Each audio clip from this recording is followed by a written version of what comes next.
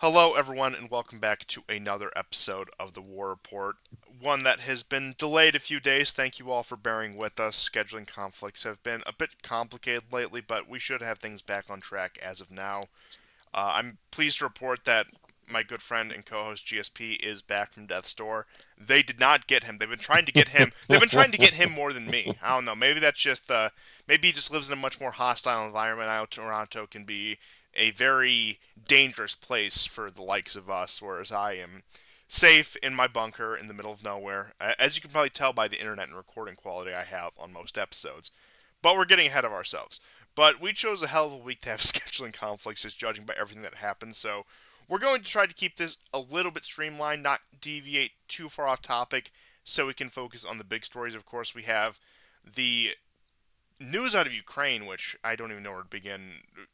Just giving a summary with that, might as well just jump into it. We have the Yeah. stuff happening in the Balkans right now between Serbia and Kosovo, and that coming to a head. And then I want to get into a bit of narrative on the state side with, of course, the new alleged leaks and the whistleblowers and what all that means.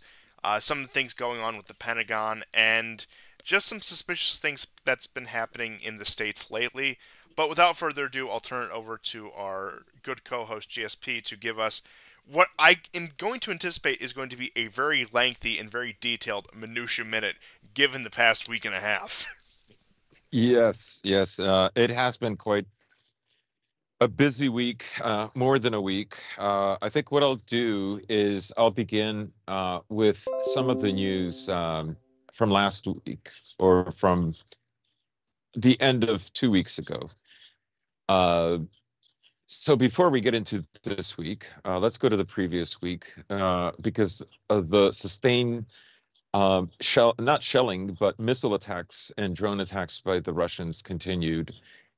May was really kind of like an unprecedented month for the Russians because not only did they attack several key points and infrastructures, the Patriot missile system and all that, but they launched a massive missile strike, one out of every 2 days in May, and this went all the way into the 2nd of June.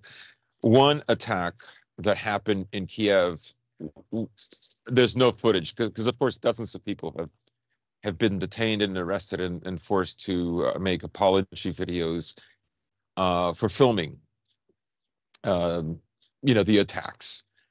And one of these attacks actually registered on the Richter scale. The other big news that I saw, well, there's two other items. I'll stick with Kiev, and that is the missile attack on the SUB headquarters where Kirill Budanov was stationed. It has now been a week since we last heard of him.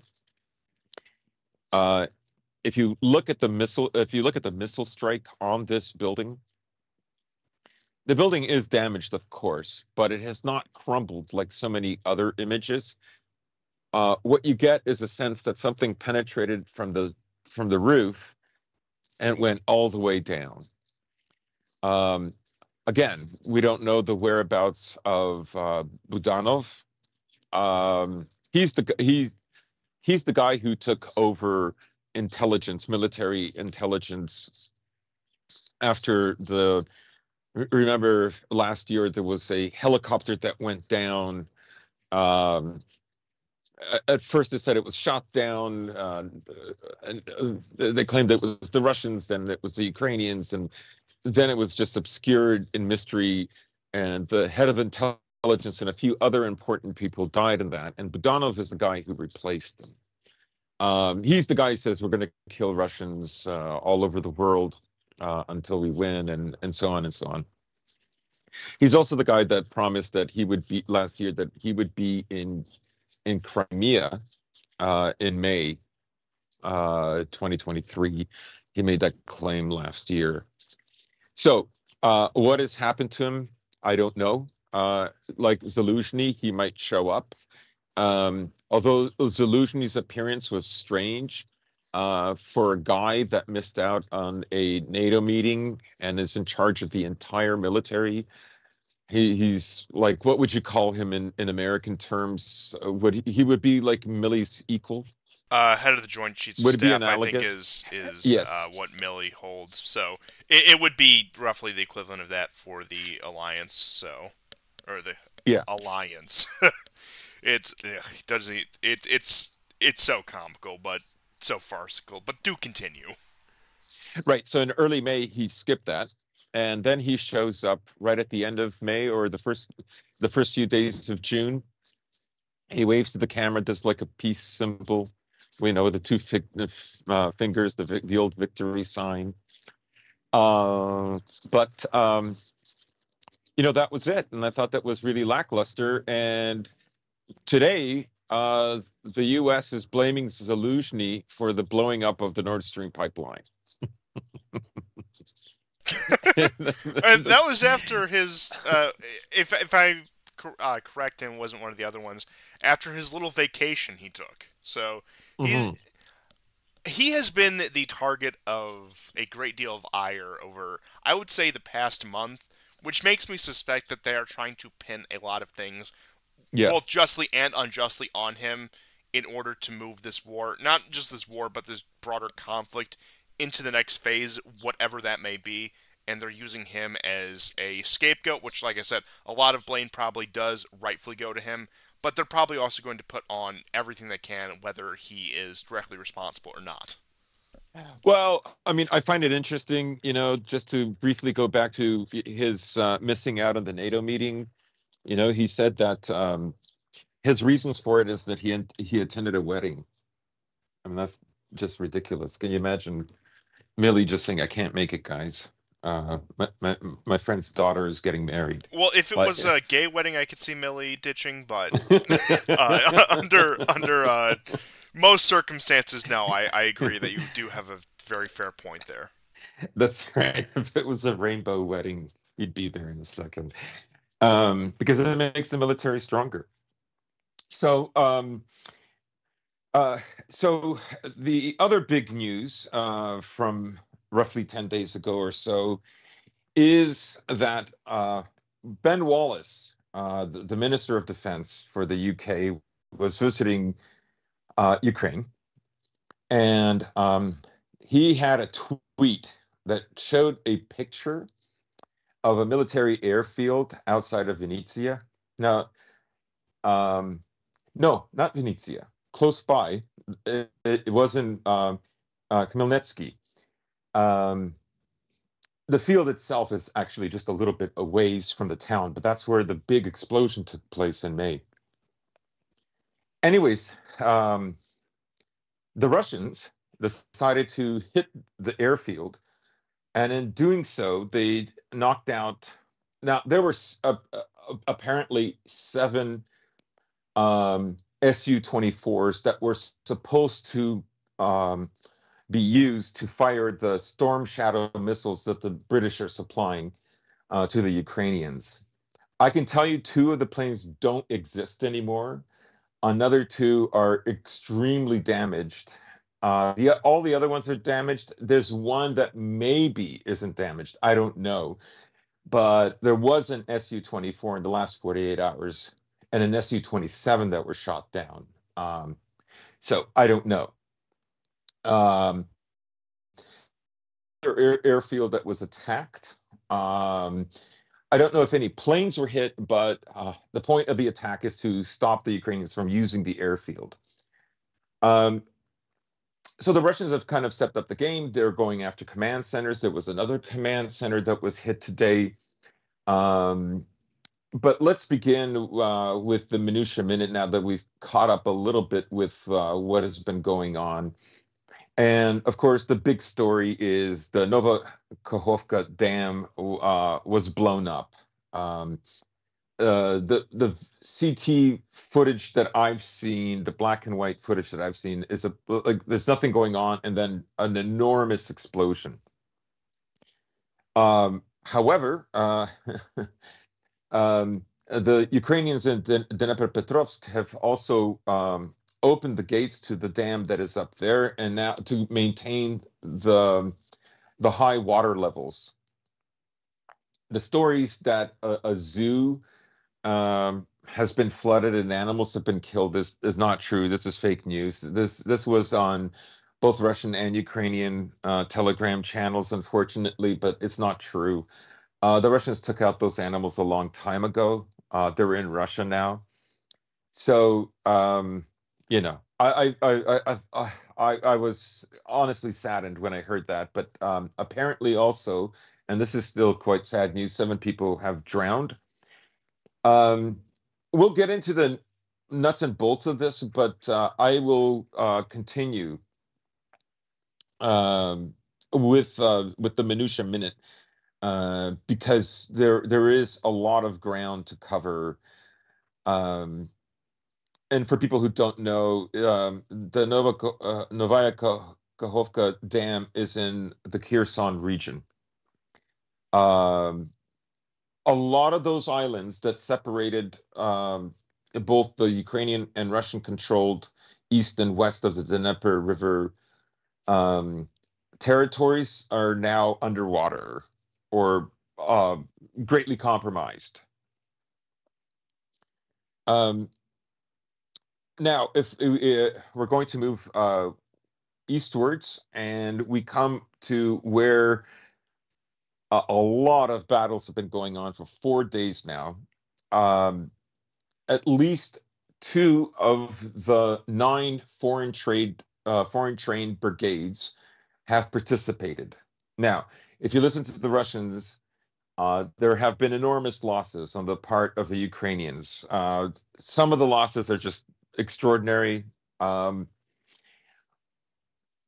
I have seen video footage of, I'm not kidding, dozens of BMPs, but mostly Max Pros, Humvees, um, at least three of the wheeled tanks that France provided. And this fighting is in Zaporozhye is also taking place further east in an area just west of Ugledar. Um, Let me get you the names. Yes. So now, uh, as I'm saying this, there is a major attack taking place for the last hour by the Ukrainians. They are moving about 40 to 60 men into these areas because what happened was on the first day of the attacks, the Ukrainians lost a lot of armaments and they've switched up their tactics and now they're getting close to the tree line and allowing these guys to run towards the tree line in order to stop the loss of basically infantry fighting vehicles and armored personnel carriers. This is happening in an area of Malaya Tokmachka, and this is in the Zaporozhye region. But fighting has also been happening in a place on the south and east edge of the Donetsk region that is called Novodonetsk. This village has gone back and forth, and again, a lot of Ukrainian military material has been lost there. There are lots of photos of this. The village went back and forth, I think, twice, but the Russians control that so far. As of, let's say, this is June 7th. As of June 7th, roughly between 3 to 5 p.m., that was the latest news. But again, everything might change. And this is more than a reconnaissance in force, but it's not necessarily the full brunt of everything they have. What the Ukrainians are doing is they're looking for a weakness in the Russian armor. The Russian trenches, which were two or three, are actually five now. So the first trench is just going to be a trench that is too wide for a tank to cross unless they have some kind of gear uh, to to cross over it. It's of course not an impossible task. armies have this kind of equipment all the time. Um, in the back and forth in the first 48 hours, particularly Monday and Tuesday, um, the Ukrainians were unable to like maintain their gains. Of course, all of that might change tonight. Um, the other areas of fighting are around a village called Gulia Polya. Um, and I believe another one, uh, please forgive me, uh, Orkhiv, Orikov, or Orihiv, as the Ukrainians would say, Orikhov, Orihiv. What they're going to try to do is try to reach a town called Tokmak, which is about halfway between the front line and the Azov Sea. Obviously, what they want to do is separate the Russians from either side. This is not going to be an easy task, even if they take Tokmak. They will have to overwhelm the Russian forces there. Um, this attack that's taking place right now as we speak, what I'm hearing from accounts like Remy, um, he's yeah, Remy Lind 23. He's the guy that Weeb Union depends on for a lot of the information. And what he's saying is uh, the Air Force of the Russians is very well engaged, and so are um, the artillery. Now, they have a lot more of it than they did last summer and fall when they lost the territory in Kharkov and in Kherson, right? And that's also So on they, top of Ukrainian air defenses being a fraction of what they were last year as well. mhm. Yes, that's true. The Ukrainian forces are smaller this year than what they were last year. Now, again, it's up to you whether you want to believe it or not, but the Russians are claiming anywhere from like 3.5 to 4,000, 5,000 troops in 3 days have been lost. That doesn't mean they're all dead. It means that they're either dead or wounded and cannot re-enter the battle anytime soon, right? Some of the wounded will take a week or two. Some of them will never come back. Some of them will take months. So that's what they're saying. I don't know. They also claim that they took out 8 Leopard tanks. I've not seen yet one conclusive, unambiguous photo that they took out 8 Leopard tanks. Like I say, the wheeled French tanks, yes. There are two separate photos. One photo contains two tanks. The other one takes one tank in a different location. Again, all of them are in the south and either Zaporozhye or southern Donetsk region. So the thing that the Russians are doing this time that they didn't do before is if they pull back, they then fight again to retake the territory. Now, is it because they have more men? Probably. Um, Remy Lind is saying that their spirits are very high. Now, the Russians have taken losses according to the Russian Ministry of Defense. From Tuesday and Monday, they lost 71 guys killed in action. So they're not willing to concede more land. They are willing to fight for it. I don't think this means, however, that they're going to fight for every inch. I don't think so, because part of the strategy will be for the remember Kherson last year, there was that deep penetrating um, salient that they made, but it was very narrow. I think it might have originated from a town called Andreevka, and it's close to a river. And now they got pounded there very, very badly. You remember that there was a um, a brigade from the mountainous areas of Western Ukraine, and ambulances were flying out of that region, going into Odessa and Nikolaev to treat them. And then the next day, Ukraine set up a day of mourning for those guys. Yes. So I think what the Russians are banking on is something similar to happen, right? Now, I have also seen that the fields are very well mined, and I've seen at least two T-64s that blew up because they went over a mine. Lots of ATGMs are working in this region as well, and the Ka-52 helicopters are constantly in the air. So um, tonight is the night. Tonight is going to be like the beginning of their real offensive. Like I say, for the last 72 hours, it has been an offensive. It's not a reconnaissance in force, the kind that I reported back in early May, late April, where they sent like 4 or 5 armored vehicles, maybe like 100 men, 200 men. This is far more than that. 2 brigades. I know the brigades aren't typically as big as they usually are. They're saying around 3,000 to 3,500. So, 6 to 7,000 men is not small. I think like what their job would have been would to have gained a toehold, a foothold somewhere in that region, and then have a mass of more brigades coming in, because I guarantee you that they're saving the Bradleys and the Madars and the Leopards and the Challengers for this purpose, right? That's what they want. But again, that might be happening tonight.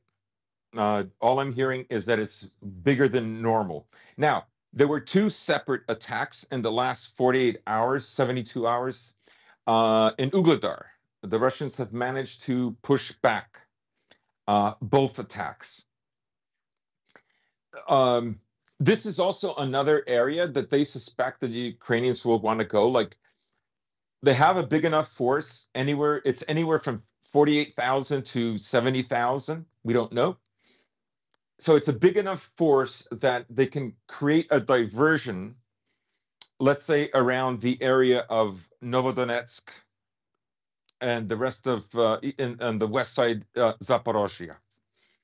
But they might want to go down south of Ugledar. This is going to be more difficult because there's a river, but it would score huge optic points if they began bombing Mariupol again, right? Now, I think this is kind of risky because the Russians are very determined that that doesn't happen. And there's also speculation that if the Russians commit to a counterattack, it will be somewhere from the Ugledar Mariupol direction. This is an area that's the least amount of width between the front line and the Azov Sea. So that's the situation there. Now, again, 3-4 days ago, Putin basically sent out an edict to the armed forces for them to take Marinka, to once and for all settle Marinka. Marinka is a town north of Vuhledar. It contains an important road that goes towards the west and connects eventually with Ugledar in the south.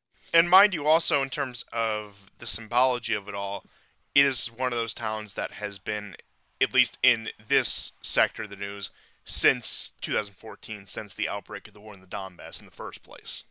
Yeah, this is the next town over from Pesky, which in 2014 and 15 was contested back and forth, with the Ukrainians eventually taking it. So now there has been progress in Marinka, more so than the last month. The Chechens, the Akhmat Sila guys are there. And they're also in the next town where there's been a lot of fighting. The Russians have made more gains around Avdiivka.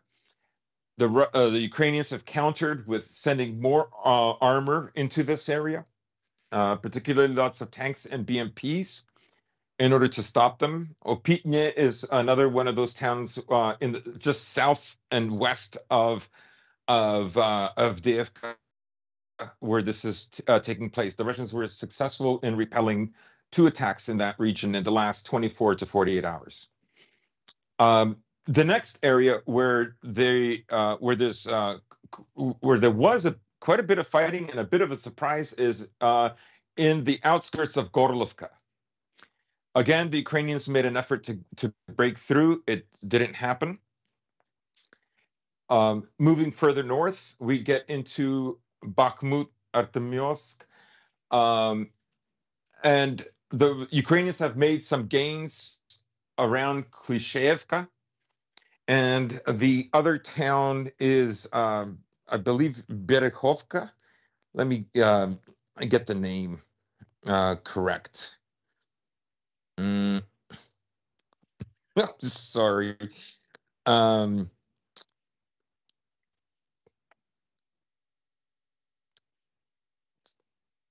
yes. Yeah, Berhovka. I said it right. Yeah. So they've been repelled there. Again, I finally saw video footage. Again, lots of Ukrainian armor has been destroyed in this area. But what they're trying to do basically is they're trying to re-encircle from the opposite direction, from the west, the Ukrainians are, to encircle Bakhmut or Artemovsk. Um, there's an area where the Russians have conceded some territory south of Vasilievka, Orekhovo Vasilievka. So, but now there are regular Russian forces there.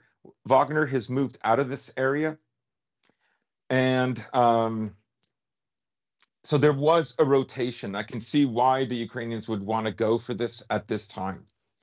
And the last thing I'll say about Bakhmut is, Prigozhin gave some statistics about um, what he thought the loss ratio was. So in his estimation, for every one Wagnerite or Russian that was killed, 2.6 Ukrainians were killed. So as I said, I from what the footage I was seeing, I know that's very anecdotal. I know that's not like a lot of information, but if you read even what Western press was saying, that's a very close kill ratio, to be honest. Roughly it's like 2 to 5, right? So 10 versus 4. It's pretty close. It was a very very bloody battle. So now, if we go further north, we come to an area, and this is kind of interesting because the grain deal, all right, there was a grain deal that has been suspended on June the 2nd. Russia is very frustrated with what is going on there. Um, there was an attack on their boats. Now, I've seen the footage of the apparent one drone boat that attacks, and we're supposed to presume it hit the boat, but the boat, from the evidence that I've seen, sailed to port on its own. The other two boats, I saw them destroyed. And so the Russians believe that the grain deal that Turkey and the UN brokered is being used to supply arms. And there's a deal where Russia can sell ammonia, right, and to them in exchange. It's convoluted, but what happened was um, the Ukrainians hit in an area in the Kupiansk area of the Kharkov region, one of these pipelines that has this the ammonia, and now there's like another environmental disaster. This is a poisonous gas, basically, and I've seen the video footage. I haven't heard much news, honestly, since like June 2nd, June 4th, roughly in that time frame. Um, there is footage of this is sort of an aside. There's footage of um, Russians going into the tunnel system under Bakhmut, and it's quite extensive. Like you're going in with big trucks, and you can see why they were able to stay there for so long, and why they may want this city back, because it's very very well fortified with all. This was a mining town, so tunnels are enormous, and it wasn't, just to, store wine like they did in Solidar. So, um, interesting story there. The other is in the Kupiansk direction. The Russians have managed to increase their foothold across the Oskal River. They've increased it by 2-3 kilometers, and this is in a town called Novomilsk. Um, this is an area that it's been rumored for quite some time that the Russians have a lot of T-90 breakthrough tanks. Uh, some people suppose that if they're going to go after Slavyansk, they will have to go and take Izium and Krasny Liman all over again. And the Ukrainians have begun evacuating the residents both in Kupiansk and 26 other villages that the Ukrainians claim the Russians are targeting. So they are moving civilians out of this area. Um, and then I'll finish this very long minutia minute with the stuff that's happening or that's calmed down now in the Belgorod region. And this is like, again, the Freedom Party and the what is it, the RDK, the The Russian Liberation Force or whatever nonsense it yeah, they yeah, yeah, yeah. So um the so some very interesting news. Their leader, who goes by the sign White Rex and has like a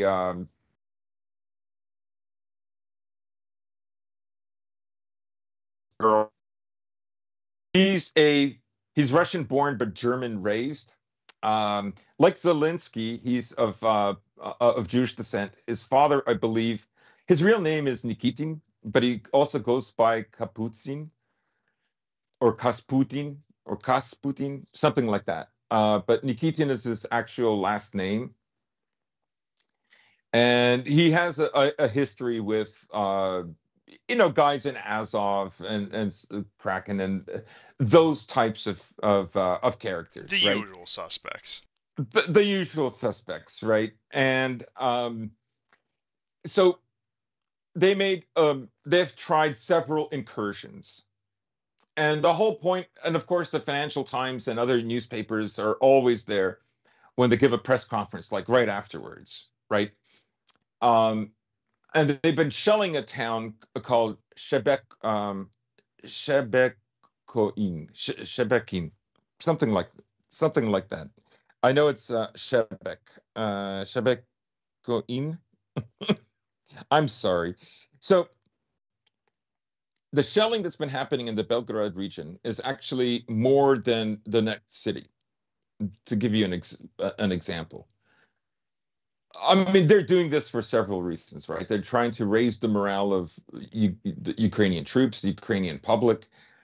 Also, Westerners who are diehard pro-Ukraine. But also, they're trying to get the Russian public to worry about Putin's leadership. And the thing is it's like when you look at like the latest you know st- statistics for Putin, they're like 83% now. And um it's not like it just hasn't budged really since this war has started. Yeah, Shebekino is the name of the town. Shebekino has had even more of these kinds of strikes and incursions than even some of the other areas of the Belgorod region. Partly because it's so close to the border, obviously, right? But nothing has really come of it. Uh, they've killed some civilians. But the craziest thing that happened was they took apparently 10 Russian prisoners and they asked the governor to to meet them at the border to swap. Of course, this is a very dangerous idea, right? If you're the governor of this region, right? Because there's a very good chance they're going to kill you. And nonetheless, he went. Well, they didn't show up. And of course, they didn't show up because, of course, I think if he had met them and spoken to them, he would have realized they're not Russian. Why? Because that same day, videos emerged of Poles being in on these incursions Yes, I into was actually Russia. just about to bring that up. That I believe there were about 10 or so Poles that were involved in this incursion, and Yeah. they were also part of taking the prisoners. And with the attacks on Belgorod, and I believe previously they made their way into Bryansk as well, which is one of the other uh, Yes. towns on the border. And you're correct that it is an attempt that their attempt right now is to demoralize the Russian public, make them think that the current leadership, particularly Putin, is not capable of preventing border incursions and raising questions as to the viability of this war when there are so many incursions into Russia. Now, there hasn't been that many, and you could argue with the nature of this war and with how this war arguably should have played out, there should have been no incursions into Russia. But Hmm. even with that, again, I think what they're trying to do is actually going to have the opposite effect from what I've seen. That it's actually Yes. stealing the resolve, where these people in these border regions, rather than becoming demoralized and questioning the war effort, are becoming even more aggressive than Russian leadership. And once again, perhaps that's possibly the goal, to create the instability because the population wants the leadership to go further, but the leadership is holding Right. back. So on. I mean, we've heard these arguments since the beginning of the war. In which case, like I said, some of them hold water. Most of them, we see these things come and go. Not to downplay the cost or the tragedy of the particular events, but we've seen this happen on several different occasions since the beginning of this war. And I mean, it is. I would certainly say that there needs to be a more concerted effort to defend these regions, to keep incursions out of this. But that's also part of the trap where they're trying to divert forces from the front lines to a defensive position in these regions to thin out the numbers without actually having to fight the Russian troops on the front lines. Also, ignoring the fact that with what I think it's about a million active duty personnel in Russia, on top of the hundreds of thousands of reservists and the other local uh, defense forces and police Hmm. forces that they could have to patrol the border. So, again, I don't know exactly how it works within the Russian Ministry of Defense, what authorizations need to send troops where within the country, but that also is a bit of a long shot to think that the troops that are on the front line on the offensive in more ways than one are going to be the ones that are diverted to dig in and defend places like Belgorod and Bryansk and wherever else. But I do think, given the lack of real options on the Ukrainian side, that's really the best they can come up with because there's not many. And we'll get into the destruction of Novokhovna in further detail in just a couple minutes here Hmm. because I think that also plays a great deal into that. And I also Yeah. have quite a bit to say on that, but do continue. Right. And, I'll just make two quick points about this, just so people understand what a media fodder this is. So that guy, Ilya Ponomarev, he's the guy of the so-called Freedom Russia Party, right? He's the idiot who took responsibility for the murder of Daria Dugina. They have that lame flag that's white with like a pale blue Oh, line in the the peace middle. flag. Yeah. It's, I mean, it should be considered We yet have another to get rid pride of flag at red. this. It's too Yeah. scary. Russians are too scary. So, this idiot was on French television, and they're like joking about this, right? Um, like, the, you again, the story. It was 12 guys that they either these people are just ordinary people that they dressed up, or they're their own people dressed up in Russian pretending, I mean, right? once again, Like, you have to why love. wouldn't you go there? Why wouldn't you go there for the meeting? Like, meet the governor, exchange them. I mean, the Russians are more than willing to double the amount of prisoners that you give them, right? And then like you don't show up. Well, we gave the prisoners to the Kiev authorities. Like, give me a break, And once right? again, you have to love the just absurdity of this, where the freedom fighters of Russia who think that the Kremlin has let them down, their solution to that is to link up with Polish mercenaries and massacre Yeah. ethnic Russians. That's the solution that they come up with because the Kremlin isn't doing enough to defend the integrity of the Russian people, is to murder your co-ethnics. And this, I've brought this up many times before, this is not an isolated case. This has happened time and time again. So many of these so-called Russian nationalists who went off and joined organizations like Azov, once again, their disdain for the current establishment within Russia has led them down, and I'm sure they've been psyoped to a degree. I mean, it's impossible they haven't been. Has led them down a chain of events and a line of thought that Yes. ends with the current government isn't nationalist enough, so I'm going to Hmm. spill Russian blood. Right. Now, this Max White or White Max, um, the other thing that he has said, of course, he said, if you call me a Nazi, that's okay. Right. I mean, I don't care, like either way.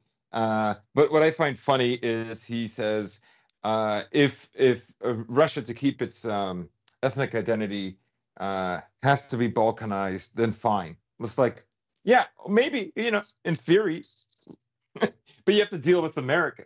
They're going to make your life miserable if you do that. Like, he's like, obviously, he wants literally the same thing that Ukrainian nationalists have wanted forever. So And I find turning that turning funny. Russia into a dozen state grab bag. And look, I know that the neocons and the foreign policy geniuses out of Washington have been saying for the past 30 years China will eventually colonize Siberia. Well, if you want to see China colonize Siberia, what better way than break up Russia into 10 to 20 different states? Because at Yeah, that yeah, point, yeah, yeah, what else is going to happen? And like I said, not that I yeah. believe China's colonizing Siberia right now. The idea is just absurd on the face of it. But once again, I'm not Russian. I've never been there. You've been there a few times. And look, I know we have some Russians in the audience. Maybe they're not like our biggest constituency. So maybe they can either back me up or correct me here. I can't see, despite any outstanding issues you may have with the Kremlin, whether completely justified or maybe you're assigning too much blame to them, whichever, that would be solved by balkanizing the country. I cannot Hmm. see a Hmm. single problem that these people bring up that they allegedly care about that would not be made worse by the balkanization of the country. Right. And the funny thing about the guy Poro, Poromariev, the interesting thing about him is that he also associated himself. I don't know if he was a member or not, but with the Russian imperial movement, right? And he was also friends with Maximilian Andronikov, right? Now, the Americans consider this group to be a terrorist group, right? The Russian government already thought so as well. This is again another example of like the Gladio right. That's what this is, right? Yeah, but Because the imperial movement was weird. they avow balkanization, right? In a country that's demographically doing much better than America. Yeah, but And if you're just talking about hard numbers. it's strange because actually up until a few years ago, the imperial movement was one of the groups that actually had members fighting in Donbass for the separatist side, where Mhm. and look, there must have been a complete flip at some point. Somebody must have just completely Well, turned. with some of them, let's say, Yeah, with some of them, because fair, I do fair. see the imperial flag with some of the soldiers. I do see it, But to be fair, they don't right? have a exclusive monopoly over the imperial flag. A lot of Russians Yeah, use that. that's right. But That's right. but Yeah. yeah, you see that all over the place since the post-Soviet Union. I know that it's pretty big with the LDPR people that Zhirinovsky was a lot of his supporters would bring out the what is it, black, yellow, and white tricolor. So You'll see that symbology is almost not as much, but almost as much as you see a lot of the Soviet symbology. Hmm. Hmm. Yeah. So, um, yeah, it's curious, because they also the other thing that they did is they pretended that they invaded another village, and it turns out the video is a complete fake. Um, the video was geolocated based on the buildings and their surroundings to an area close to Chernobyl. This is where it was filmed, and so they wanted to make it look like they wanted to make it look like they invaded another village after shelling Shebekino, and as it turns out, like it's a fake. Like they really are trying to meme the possibility of, like, I don't know, somebody assassinates Putin. Like, I will say there is one curious fact that emerged last week that I thought was very interesting, and that is Bloomberg came out with what percentage of the GDP is Russia spending for this war. During the Soviet War, like the World War II, Russia spent 67% of its GDP on the war, right? America spent 50%. I don't know what Britain spent, but for every one lend-lease dollar that went to Russia, Britain got three. Um, so Russia spent 0.4, less than 1%, less than half of 1% for the war in Afghanistan. So what is Russia spending for this war? According to Bloomberg, it turns out it's just 3%, roughly around $60 billion is what they're spending on this war. And of course, oil profits are much higher than they were.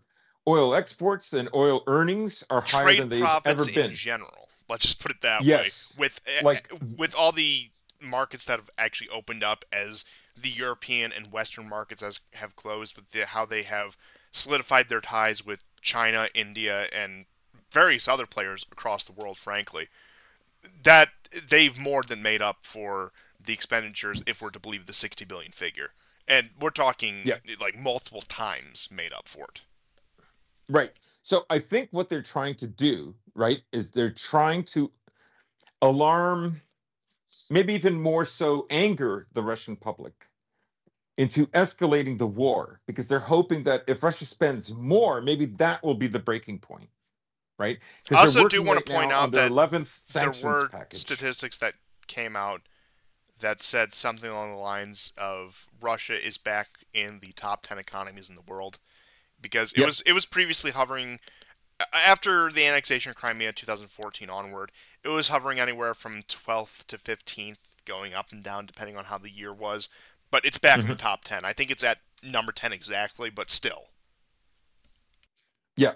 It's very close to Germany's in terms of, like, purchasing power and And in terms of growth, it's outpacing most of Europe. yes, because there's enormous inflation right now.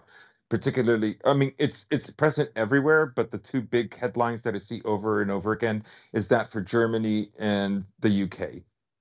Oh, Germany and the UK are the UK especially.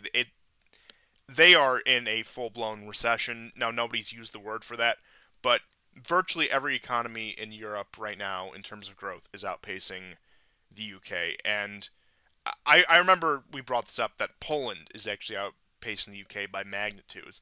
And what this actually Hmm. would imply for the migration situation, because on top of a lot of the Middle Eastern, South Asian, and African migrants in the UK, a lot of Eastern European migrants, and when economic growth starts outpacing it in their home countries in the UK, that's probably going to encourage a reverse migration. Now, insofar as a lot of these African, Middle Eastern, South Asian countries, that's probably not going to be the case. I don't know. Maybe in the case of India, because they've seen quite significant economic growth, but then you also have to consider standards of living. Once again, there's a lot of you can get lost in the weeds. But I wouldn't be surprised if a lot of migrants in the UK sought to go elsewhere, even if it is elsewhere in the Western world as well. Mhm. Yeah. So, yeah, I mean, the other fun, just to stick with Ukraine, the other hilarious thing that I've seen is there's a ridiculous video of these Ukrainian soldiers, and they're all going, shh, putting the finger up to the lips. Good plans love silence, or silence loves good plans. It's like, are you insane? Like, you guys have been talking nonstop about a counteroffensive since like late October last year. Remember? Like, you said to the West, you have to give us, we're so close now, you have to give us more arms to break through. We've made a lot of progress. That was the whole point, right? Then in December, Biden made all those speeches about, we're going to send this, we're going to send that. It was, it was like, really, it was on a crest of a high that was the best at any point in the war in Ukraine, right? And and that really, like, it didn't lose that much steam, and particularly in the spring, everybody began talking about the great up and coming. Although I have to say, to be fair, the articles are mixed. Ukraine isn't ready. Oh, those damn leaks, those Discord leaks, they've ruined it. You had, it was spotty, but nonetheless, people were constantly talking about the offensive. And so, why even come up with this commercial that's like telling everybody to be quiet, don't talk about it? Like, why? Like, because if it's not successful, then it doesn't start, then the offensive never started. I don't understand. Or, like, you've never made it a secret. Like, in 2022, you announced in the spring that you were going to have a summer offensive. You started drafting before the end of February. Like, it's ridiculous, right? Like, a lot of their war is really about optics, but they're losing a lot of men and material. And you that is where the rubber meets the road. And it's going to be very hard to overcome that, right? Because the Russians have, it looks like they have settled on this strategy that, whatever territory they lose, they can regain a little bit of it back, but they will never lose the same amount of men as the Ukrainians. And they have much more men to lose. The Ukrainians, on the other hand, now a recent statistics came out that says, this is according to Western sources, Ukraine is now down to 29 million people. Now, when the war started, they said it was 39 million. There's a country that was 52 million, I believe, in 1991. Yes, at the collapse of the Soviet Union, it was, I think, actually just shy of 50 million. But this is also, we've brought this up multiple times before, where Ukraine has experienced an immigration rate since the Maidan of about a million a year from 2014 to 2022. So that was about 8 million people who emigrated from Ukraine, whether to Russia, to other Eastern European countries, or to anywhere else in the world, particularly Western Europe and North America. And then after the war broke out, that number completely ballooned. In fact, most Ukrainians who have left since the outbreak of the war have gone to Russia. Plenty have gone to Poland as well, and then to other countries within Europe and North America.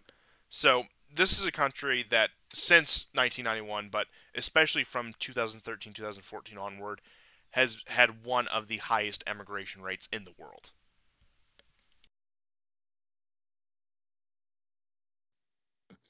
Yeah, I mean, th those people aren't going to come back. I mean, they weren't coming back even in 2013, and they're not coming back after 2022, let alone now. No, there's no reason to return. There's nothing left in Ukraine for them to return to.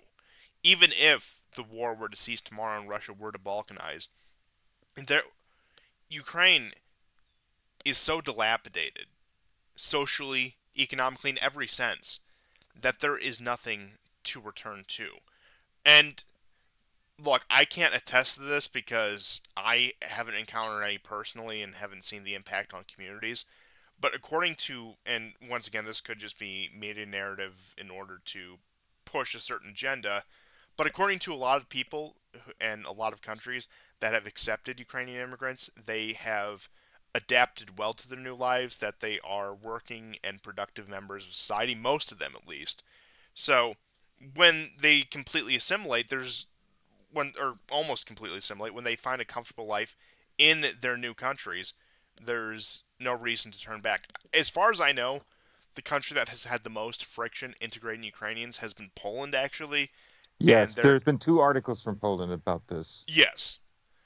But from what I've heard from countries in Western Europe, in Canada and the U.S., and most of Eastern Europe, it's mostly gone off without a hitch. In which case, you can assume these people are just going to remain in the diaspora because, look, given the current trajectory of the war, Russia's going to claim the territory that it does, but I'm not going to attempt to guess which territories will end up under Russian control by the end of all of this, but it'll end up with a chunk of Ukraine, that is a given. And then what's left of Ukraine is going to be of complete economic ruin. And especially if a post war Ukraine is given European Union membership, the country is going to see a mass exodus.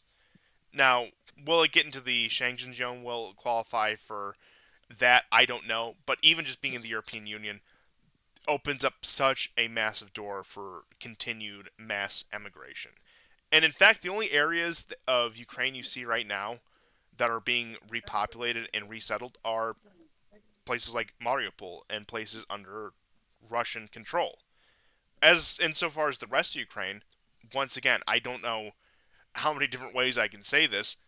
There, the country's turned to figurative and, in many cases, literal ash.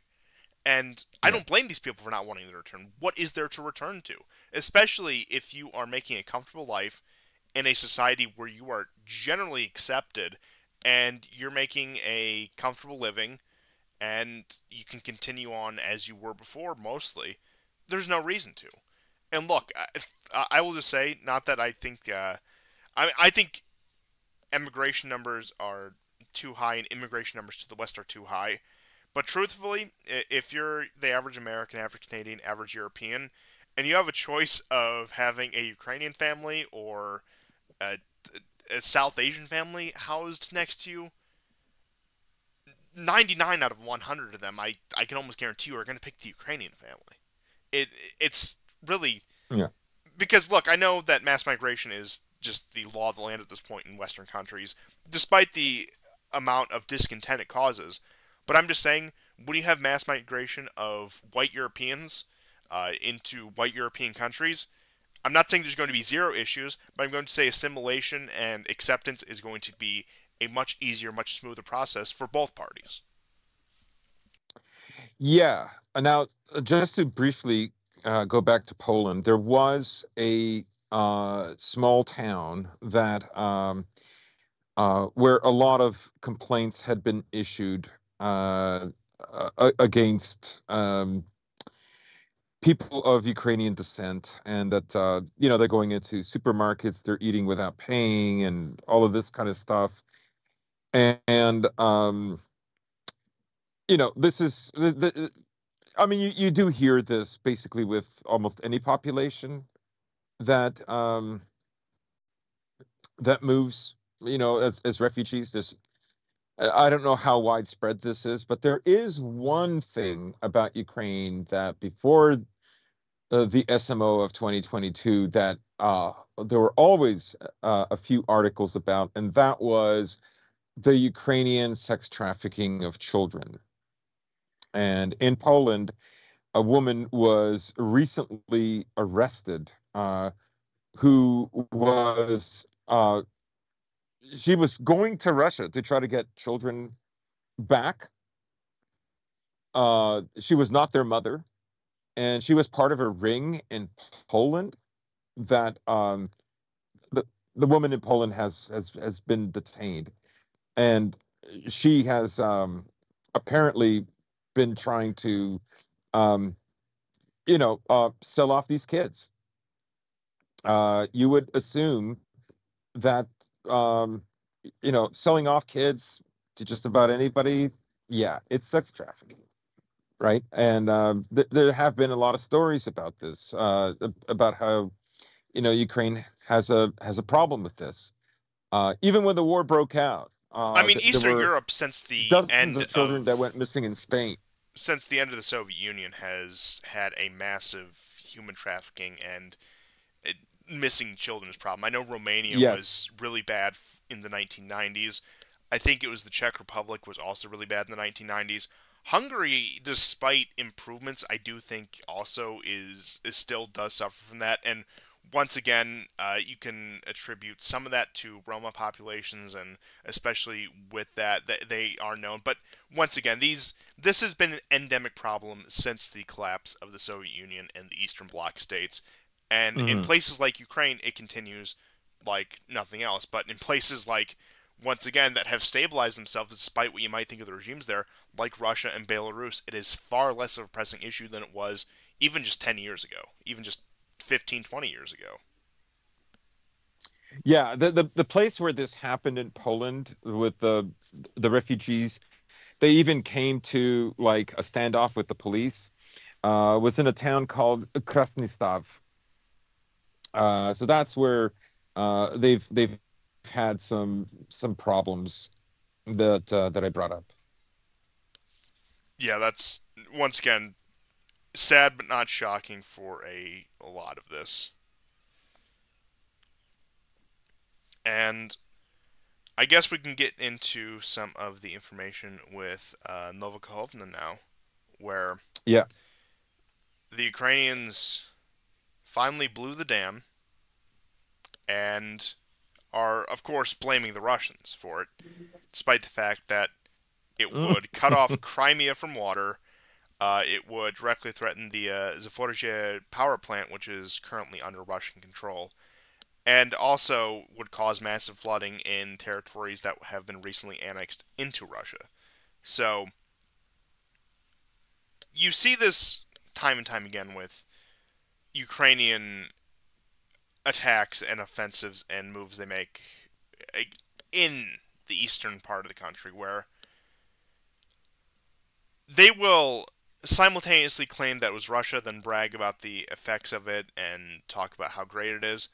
But also, whenever they do take credit for it, they conveniently ignore that when they blow up Novikhovna, they are flooding and harming civilians that are under foreign occupation, according to the narrative of the government in Kiev. That they're not attacking a foreign enemy, they're attacking their own civilians at that point. When they're not blaming Russia for it, of course.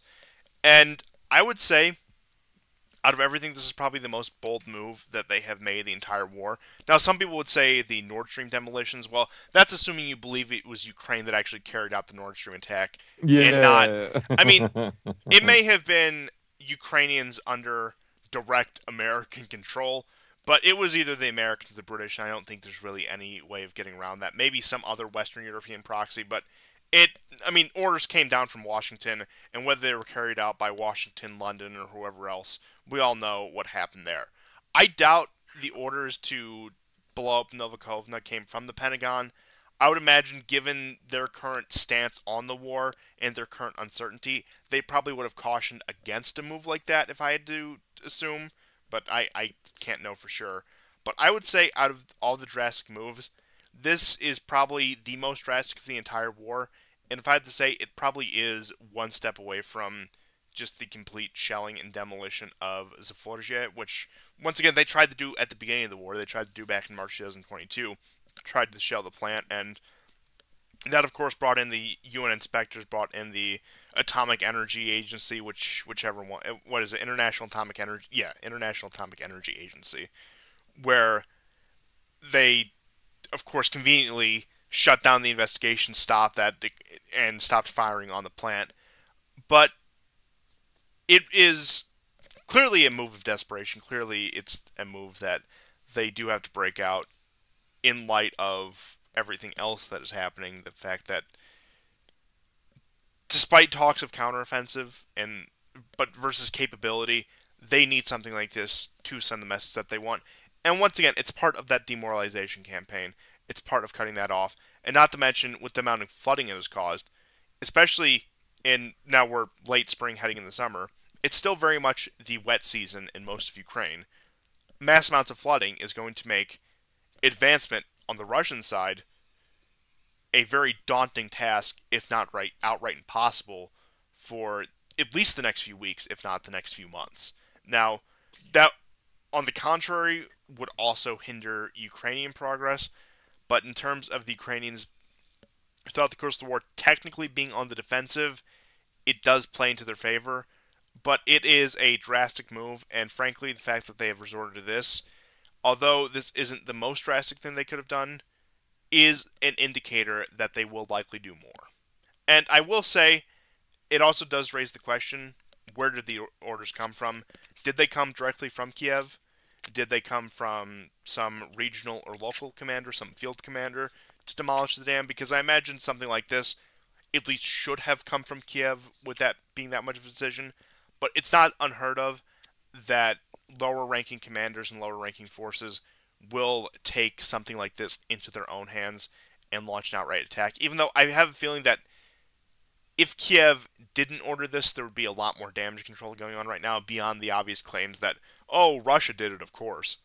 But I do feel like we would see a lot more out of Zelensky and the other heads of the Ukrainian government if this Mm. wasn't directly ordered, unless it was something that played greatly in their favor. In which case, I would have to say, I think orders came down from the top on down, and that there was no rogue action here at all. Yeah, I'll give you my 2 cents. I just want to go back very, very briefly. It'll take less than a minute about that woman who's was part of a pedophile ring. So her name is Svetlana Plushko. She has been arrested for 15 years in Poland. They caught her in Poznan. I actually know a Polish guy from Poznan, and she had been doing this for 15 years in Ukraine, and she just moved the business over to Poland, and that's it. She's locked up now. And believe me, Poland is no friend of Russia, right? So this didn't happen in Russia. This happened in Poland. But as I say, there was a woman in Moscow or somewhere in Russia that was also arrested linked to this woman. That's how I found out about the story. Anyhow, the Novaya Kahovka dam. Yeah, I mean, the flooding happened mostly on the Russian side, although a good bit of Kherson, I would say like 25% of Kherson city is itself flooded. This is a very beleaguered city, which had all kinds of problems with energy and running water. I remember that people there were lining up for bread. Um, so even though the Ukrainians liberated this city, they were not able to take care of the population there that well. Uh, Probably because most of the money is going to the war, and because there's a lot of corruption. And that's Everybody not to knows about. mention, I know that at least is the case in Kharkov, and I would imagine it's the place in the other areas the Ukrainians have quote unquote liberated. Most of the aid has been hunting down people who have accepted Russian aid, insofar as something basic as food and water aid. So, between the corruption and I can't imagine, especially Kherson being on the east side, on the eastern side of Ukraine, that willingness to help is probably far less than what it is for other parts of the country as well. Yeah, and I'm talking about Kherson City on the west side of the Yes. Dnieper, but yeah, I mean, people did take look. I mean, even in European and in many areas, they took food from Russian soldiers. I get it. It's a war. Logistics are going to be a mess. People are going to go through very, very, very difficult situations. My suspicion is that you know that in a few weeks or a few months, we're going to find out that the British were involved in this. Um, I don't know if this was a bomb planted from what I've discussed with some people. Uh, They believe it was a hit. The Russians were able to knock a lot of HIMARS, but remember that this bridge was already damaged. So there is a theory that the bridge just collapsed on its own, but the CTV cameras, there's no doubt that this was an explosion. And it looks like, again, based on the people I spoke with, that it happened from the outside. And that is what caused it to burst. I do have to say it is interesting that you brought up the British because the British oftentimes, even more so than the Americans, on the Yeah. European front, are the spearhead of a lot of the American Empire's foreign policy in Europe when it comes to these sort of operations. In which part, that's why I also have a great deal of suspicion when it comes to Nord Stream having been done by British operatives on behalf of the Americans, but British operatives nonetheless. Where I'll just cite one example just to give you an idea. In Bosnia and Herzegovina, we do have documented evidence, and this comes from various leaks that have come out over time, that the British have implanted agents in Bosnia, particularly to assassinate several Bosnian Serb leaders in the event that conflict flares up again. And I have no reason to believe that this wouldn't extend to the other hotspots in Europe, particularly Yeah. Ukraine, and also the amount of cooperation that the British military and British intelligence have given to the Ukrainians, even more uniquely than the Americans, where a lot of the attacks on Russian ships in the Black Sea have been coordinated with the British. In fact, you've had the Russian government, Russian Ministry of Defense, make particular accusations against the British Navy operating in the Black Sea in conjunction with the Ukrainian Navy, with the attacks on several Russian ships. And given what I know about, or what is known in general, I should say, about British intelligence operations, blowing the dam, blowing Novakovna on behalf of the Ukrainians and on behalf of the greater war effort of the American Empire is not beyond the stretch of the imagination at all. Once again, I do feel that this probably also had Kiev as a completely willing partner. I don't think the British sent in their agents over Zelensky or Kiev's head in order to do this operation, but nonetheless, I do think that you bring up a great point. Probably even more so than American, British involvement in this demolition, especially given the nature of the demolition and how, frankly, successful it was. I'm not saying the Ukrainians are completely incompetent, but in terms of a demolition operation like this, uh, you're going to need a lot more professionalism than probably what you're going to find in the Ukrainian military or the SBU. Right. And uh, as far as I can remember, you can correct me if I'm wrong, but I think the British took some credit for the blowing up of the Kerch Bridge. Remember, even before the war started, Boris Johnson ordered his navy to get um, within territorial waters of Crimea, and the Russians had to begin dropping bombs close to the ships in order to push them away. They've done this kind of stuff all the time, so it's nothing new. Um, but my suspicion is like there's two theories about why it could be strategically important for Ukraine to have done this, right? One is that those islands that were controlled by the Russians and the rim underneath that area, south of that area where fortifications have been built, are now flooded. And if they want to do an aquatic water-based attack, not that they have like great resources to do that, but if they wanted to, it would take the Russians a good deal of time to build new fortifications.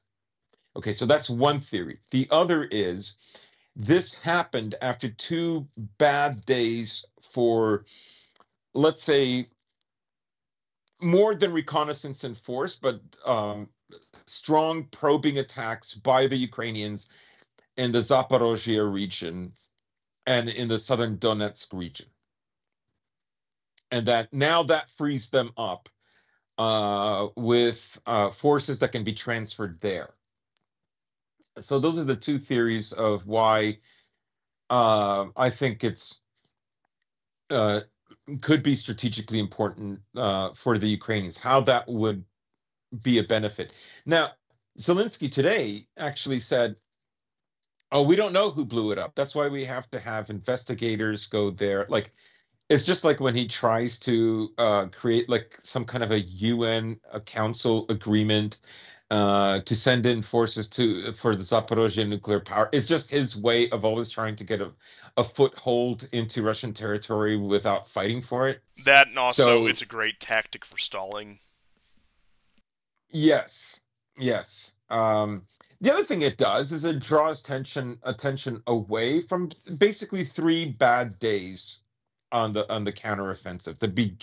And granted, it's just the beginning of the counteroffensive. The full brunt hasn't happened yet, but the losses have been heavier, and I do suspect, considering that, they sent over 5 to 8, 9 times more guys than they did in April, that their mission wasn't just to um, probe and see where the weaknesses were. I believe they wanted a foothold in some of these areas, just given the amount of men and material that they sent there. Oh, absolutely. I don't think there's any any two ways about it. And really, I do think that this is the first of many more incidents to come like this, especially if the counteroffensive continues to be as lackluster as it has been so far. Because I pretty firmly believe that the Pentagon, if this summer is not greatly successful for the Ukrainians, are going to try to move to de-escalate this war because Mm. of the other. And once again, I'm just taking, perhaps this is my mistake, I'm just taking the Pentagon mostly at their word because I do think there's too many other pressing issues at hand for the American empire than to continue sinking its time and treasure into the Ukraine war. So I could see them trying to put a pause on this if there isn't a stunningly successful summer counteroffensive. And I do think as part of that, the Ukrainians are going to have to pull out the punches wherever and whenever they can, including the destruction of the Novakovna Dam. And like I said, I'm not predicting it, I'm not counting on it, but I do think it opens the door to much more dire possibilities. And I think one of those might be the continued targeting of Zaporizhzhia and other nuclear power plants. Now, perhaps Zaporizhzhia has too much of a reputation around it already, with being a target, with being such a zone of danger and discontent, that they won't go as far as targeting that. But I don't know, as we get into July, August, even in September, depending on how things do continue on the Ukrainian front, we could see very well that they start to employ more and more desperate tactics, of course, with the assistance of American and British operatives, particularly British operatives once again. And I do think, actually, getting into this, the British are also very invested in seeing this war continue because it keeps the American empires focused on the European continent, and of course, who is the best proxy of the Americans in Europe than the British? The British are the eyes and ears of America on the continent. They are the source of their continued relevance on the world stage, particularly in Europe. So, really, the British and the Ukrainians are the two that really want this to continue, and they will pull out everything in their power in order to make Russia look weak and to make the war effort look viable to continue funding and supporting. Hmm. And this war was, I mean, you look back, there were all kinds of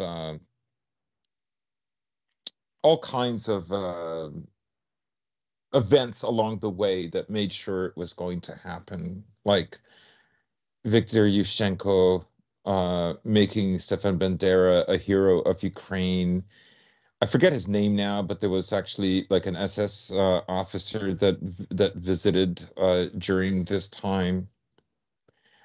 If people know in the chat who he was. I saw a recent video about this, but you can find articles like, um, in 2010 by the New Yorker, where they made, um, like, obviously that was going to scare, and that was its purpose, people in eastern Ukraine and southern Ukraine, like to do something like that, right? Like, so this war has been nurtured, and I mean, every like there was no condemnation that I recall against Yevchenko when he did this. So just something to keep in mind, that it was nurtured all the time. And Well, I mean, hell, George um, Soros has been saying that they need to rally the Eastern Europeans to finally solve the issue of Russia since what, 1995 was it? He wrote that article. 19 93. Oh, even hell, even going back to 1993 when Yeltsin was completely secure in his power, when Russia was completely a plundering ground for the Western powers. Even back then, you had Soros writing that the Ukrainians and the Eastern Europeans need to be rallied around a cause in order to push back the Russians because the Western Europeans won't. And there actually is an interesting article that he had written today. I don't know if I have it on record, but he actually wrote it on June 6th and was published on June 6th, talking that he thinks the Ukrainian counteroffensive is going to be greatly successful, and that Crimea is going to be cut off, that they're going to cut off their land bridge, and that they're going to make Crimea a liability for the Russians. Now, I don't think any of that's going to happen, but that's clearly his vision. That's clearly what he wants to happen. That's clearly what he's promoting. And once again, we see this that he is one of the richest men in the world. I couldn't tell you his net worth off the top of my head, but I know he is greatly influential in politics on both sides of the Atlantic. I know he's a bit of a meme. He's a bit of a punchline at this point, but make no mistake, the man is infinitely wealthy. Well, nearly infinitely wealthy, I should say, and has a great deal of political connections that he's not afraid to use. He may be on death's door, but he also has an entire dynasty lined up who are more radical, willing to continue his work. And they Mhm. will pour money into these causes. They will pour money into these color revolutions. Not just him, the entire apparatus of the American Empire. He's just one actor within it. A very Yeah. successful, and I would say he probably stands out among the various actors that the American Empire uses. But once again, he isn't irreplaceable. In fact, I would argue that I think his son, Alex Soros, is, from what I've read of his and from everything I've seen of him, is actually, once again, much more radical on many of the questions that Soros is about. So they have been pushing this, and as you said, Yushchenko making Bandera a hero of Ukraine. Wasn't Yushchenko also said Ukraine once stretched up to Novgorod, claiming the entire legacy of the Rus for Yeah, Ukraine yeah, in yeah, yeah, particular? yeah. In an interview, yeah, yeah, it should go all the way to Novgorod. Yeah, There is actually a very interesting video by the Rusines. Okay, if people don't know who they are, they live in parts of the westernmost section of Ukraine in the Carpathians, and they also live, a huge number of them, in eastern Slovakia and in southern Poland, where they're yes, called Lemki, right? yes, I actually knew a guy just that who was entire Lemki. Carpathian range, and I think there's even still a few left in Hungary as well. There are, and they also exist in Serbia. Like, I knew about them Yeah, they in also have Yugoslavia. they have Rossini, we call them. massive North American So here's diaspora too. so this is the way they look at it, because of course the Ukrainians think of them as Ukrainians who don't know they're Ukrainian, right? Because the two languages are actually very close, but they say things a little differently, right? So we read, a Rusin would say, uh, "Mi chitame." Ukrainian, I'm pretty sure, say "Mi chitamo," right? So it's little differences like that. Now, the Rusins, the way they believe about their ancestry is this: that whole section of the Carpathians and part of Slovakia was inhabited by a group of people who called they were Slavic and they called themselves White Croats, Bieli Hrvati, and the old name for hill in Slavic is Hrid or Hrod, right? And like in Macedonia, of course, we have Ohrid, which means about the hill, Yeah, around the and hill, if right? I recall correctly, it's in Ukraine currently, but the main city of the Rusins is Yuzhhorod, which would also incorporate Yes, that. yeah, like Yushhorod, that would be like southern. It means like southern city, Ah, yes, yes. right? So the way they trace their ancestry is okay. So what then the Rusins from the Kievan Rus, who of course inhabited a much larger area, right? And this is where Yushchenko gets his ideas, right? And they moved further west and mixed with the white Croats there. Okay. Later, Turkic tribes, Ukrainians mix mostly like whatever amount of mixture there is. I'm not saying there's a lot, was with Turkic, and the Russians mixed with Finno-Ugric, right? Again, if you look at their genetics, they're extremely similar, extremely similar.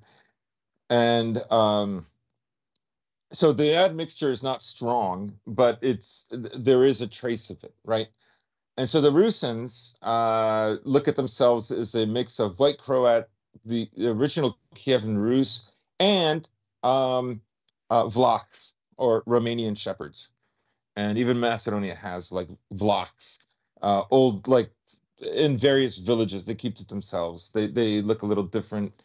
Um, anyhow, um, so I just thought that was an interesting bit of history. Why I went off on this tangent, I don't know, but We were talking about the ethnic and civilization narrative that Yushchenko tried to construct around Ukraine, stretching all the way up to Novgorod, and the various yeah, competing yeah, yeah, yeah, claims, yeah, yeah, and that I mean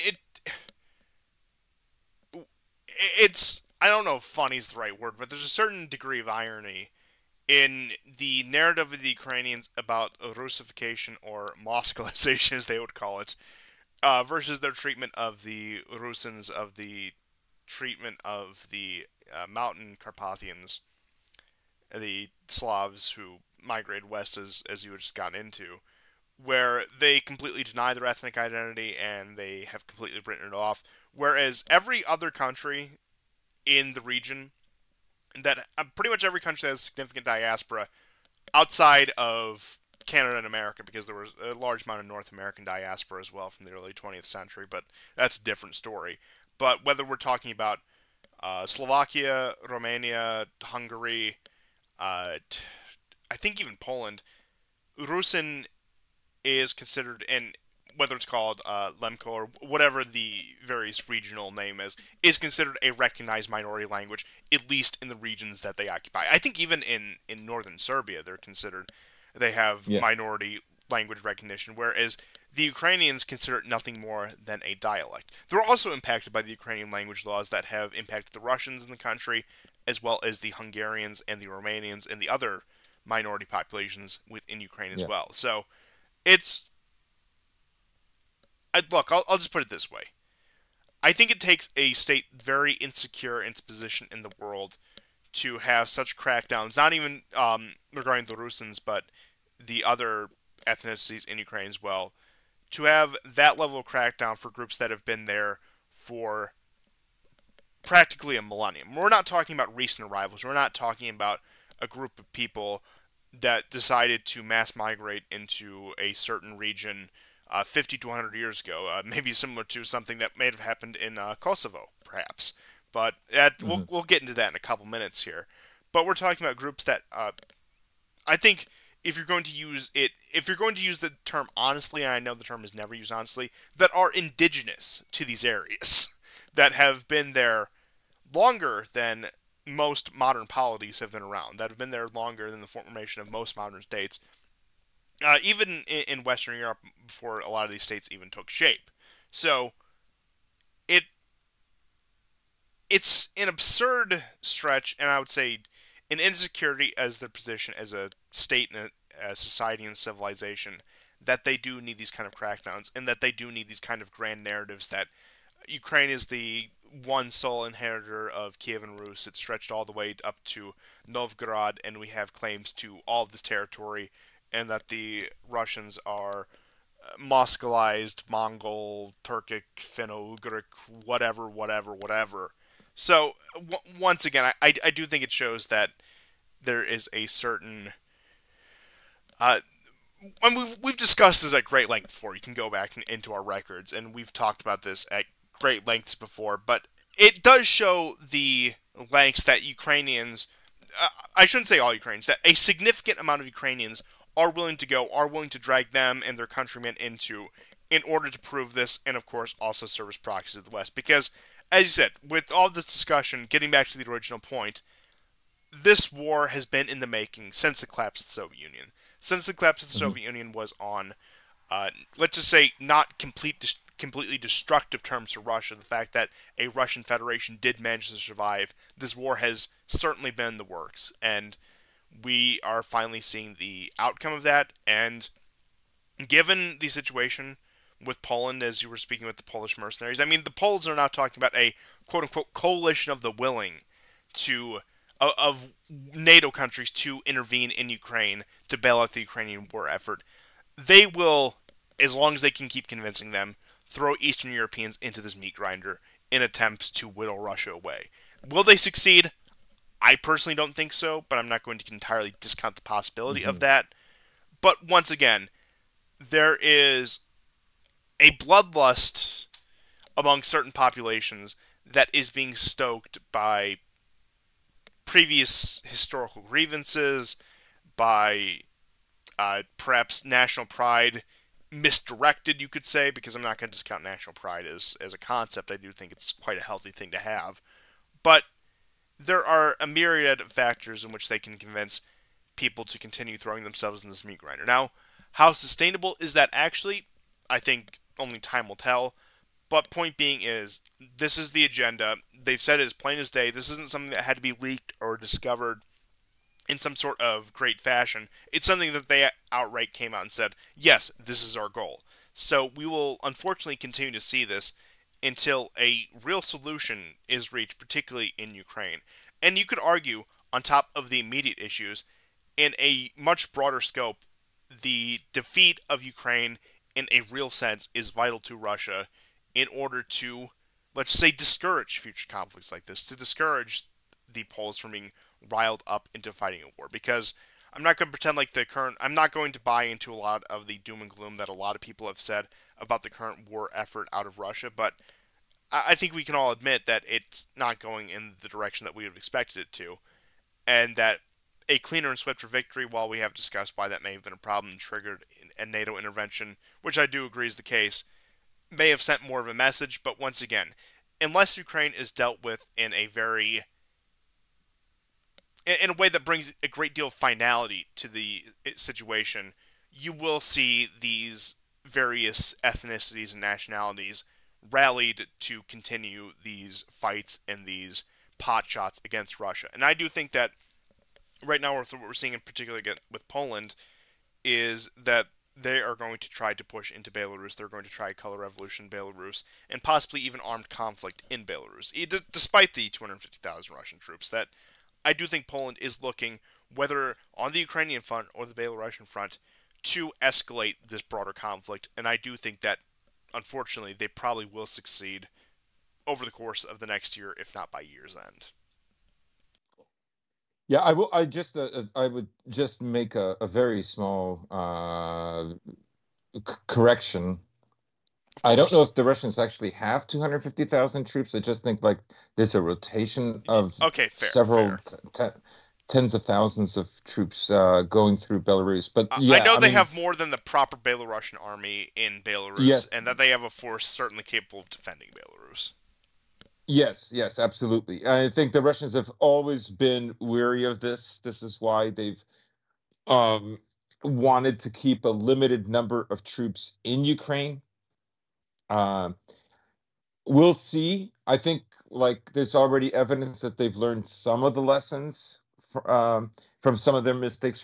They've learned some lessons from some of their mistakes last year. Remember that last year that the reason Kharkov fell so quickly is they transferred troops from there to keep Kherson. And I said way back that for them, I mean, obviously it's become a pain now because of all the incursions that the Ukrainians are making into Belgorod, whereas before they were just shelling them and sending drones. Um, but all of that was basically because the Russians, of course, valued the South more than the North. And you understand why, because the whole counteroffensive is there to break the land bridge between Donetsk and Crimea, right? That's like that would be a victory if they could keep it permanently. Now, I think there's a problem because that would be like that would be kind of like getting themselves in a Mariupol situation if they're not careful, right? Um, so I don't know. Um, we'll we'll see how it goes. Again, this is the early stages of the operation. I assume. See, part of the timing is kind of weird, right? Because last year, the counteroffensive by the Ukrainians took place right at the end of summer, and most of it actually happened in the beginning of fall. Yes, it That began worked late out for them August into because September, and the bulk of what we saw was late September. late September, early October is when, and then finally Kherson they got in November, right? So most of it happened in the fall, and what that did is it forced like if the Russians wanted to take anything back, they would have to do it in the rainy season or in winter, especially if it's a mild winter, which it was. That would be really hard to do. This is happening in June, at the beginning of June. That would leave the Russians a lot of time. And you know that the Western press, Biden himself and his staff have been pushing the Ukrainians to begin this. And you have to wonder why they're pushing the Ukrainians so hard, because it's not easy, without like now Ukraine has lost a lot of air defense support. The Russians are like part of the reasons that the Ukrainians so far haven't been successful. And I think they've limited the number of troops that are going into Zaporozhye and southern Donetsk because they don't want to have all of them destroyed. They are also looking for weaknesses. But part of it is I think they are cautious about like losing too much. And notice that they lost some tanks, but mostly armored personnel carriers and infantry fighting vehicles. So uh, I don't know. I tend to think I, like what does Biden want? Does his staff want him to have some kind of semi-conclusion to this war, unfinished but kind of finished? Well, So if he for can next walk year, away with a ragtag peace deal, even if it holds through the election, he can say, "Look, I brought peace to the Ukraine, and I warded off the Russian aggression, and Ukraine is still standing." Blah blah blah, which also diffuses one of the main points Trump has been campaigning on early on in the campaign, saying, "I would end the Ukrainian war in 24 hours." I mean, look, we all know that's a line of bull, but point being is, it it's total yeah, BS. yeah, it's the kind of Trump rhetoric that you would expect. And I do think out of all the potential Yeah. candidates that it's actually funny. Zelensky was reportedly said that he fears a Trump victory in 2024. So I mean that's all the endorsement I need for Trump, frankly. But but with that being said, I mean I'm not saying it would be successful, but I do think we'd see a much more genuine effort for diplomacy if Trump weren't all. I mean, keep in mind that one of the things that gets brought up also on the campaign is that Russia never attacked Ukraine while I was there, and I do think that it did have a large part to do with Trump because I don't think the Ukrainians felt as emboldened to continue with their current operations that they did even under the Obama administration with somebody like Trump in office whose loyalties were less fickle. Now, would Trump defund the Ukrainian war? Would he bring a stop to it? I severely doubt it, but I do think he would serve as the major stumbling block that he serves for plenty of projects, which, I mean, is the most we can really ask for at this point, if we're being honest. But point being is, getting to that, I do think that the Biden administration wants to show that they have some sort of quote unquote peace deal, some sort of quote unquote treaty to put forward before the public and the electorate in America and also the rest of the world heading into 2024 to boost confidence levels. Now, I don't think anything like that is going to happen or going to work. Also, when you look at diplomacy once again, especially at this point, Russia has no reason or motive to negotiate on anything at this point, No. especially given the terms that are set forth by the West. Withdraw from Crimea and all the occupied territories, give up pretty much everything you've gained from this war, and then we can begin talking on our terms. We'll make you give up all of your bargaining power, all of your leverage, before we'll even consider negotiation with you. And that's a narrative that's come from both Kiev, Brussels, and Washington. So it's pretty universal line there. And at this point, once again there's no reason for the Russians to negotiate any sort of even ceasefire to this war. The war has not been disastrous for them in the slightest. It hasn't been ideal either, but to say it's a disaster would be a major exaggeration. I mean, and at that point, it would just be an outright lie to say it would, but, I mean, the Ukrainians, on the other hand, there's not much more that this country can pour into the war effort, especially with manpower, especially with how much their population has dwindled. At what point are they even going to be capable of fielding an army? And then that also brings in the question, will the Poles make up for that? Will other Eastern European countries be led into the meat grinder to make up for that? Which I do think there's a pretty big question mark on that. I think the Poles will be dragged into some way, shape, or form, but will it be a full-scale war effort on the part of the Polish state? Not necessarily, and I would have to see a lot more before I would sign off on a take like that. Yeah. You know what? This ties into Trump, and that is my brother and I were theorizing. So my suspicion is, and him and I were bouncing ideas off of one another, was that, okay, everybody's witnessing some effort of putting the woke away, right? You and I both agreed that if the war started, you know, COVID would probably come to an end. Well, that's a hell of a thing you bring that up, but do continue because I think I know where you're going with this. Okay, and the other thing that would happen is some amount of concession to whites in the West, including America, but not confined strictly to America. Some political concessions would have to be made. And this is, of course, it's Homo Month, right? It's June. And we saw that the U.S. military, you know, they put it up for an hour, the rainbow, and then they took it down. And there's already articles, they're furious about this. And then there was a tweet of like 30 different companies that did not show the rainbow banner, and they included, now in other areas they did, of course, right?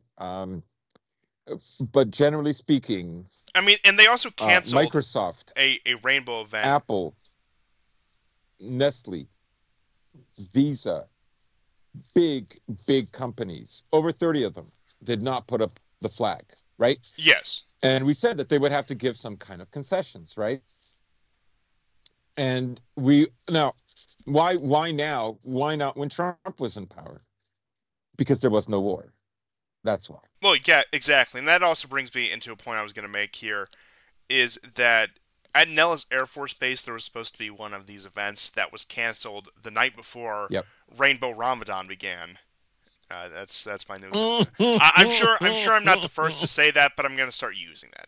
Before Rainbow Ramadan began, at Nellis Air Force Base, this event was canceled. And frankly, I will say that a lot of people were understandably happy about that, but I'll say what I said when I first saw this news.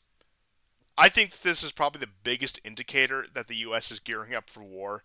The fact that Yeah. they are shelving a lot of this. Now, they're not going to completely put away, but they're going to put it on the shelf. They're going to take it back down when needed.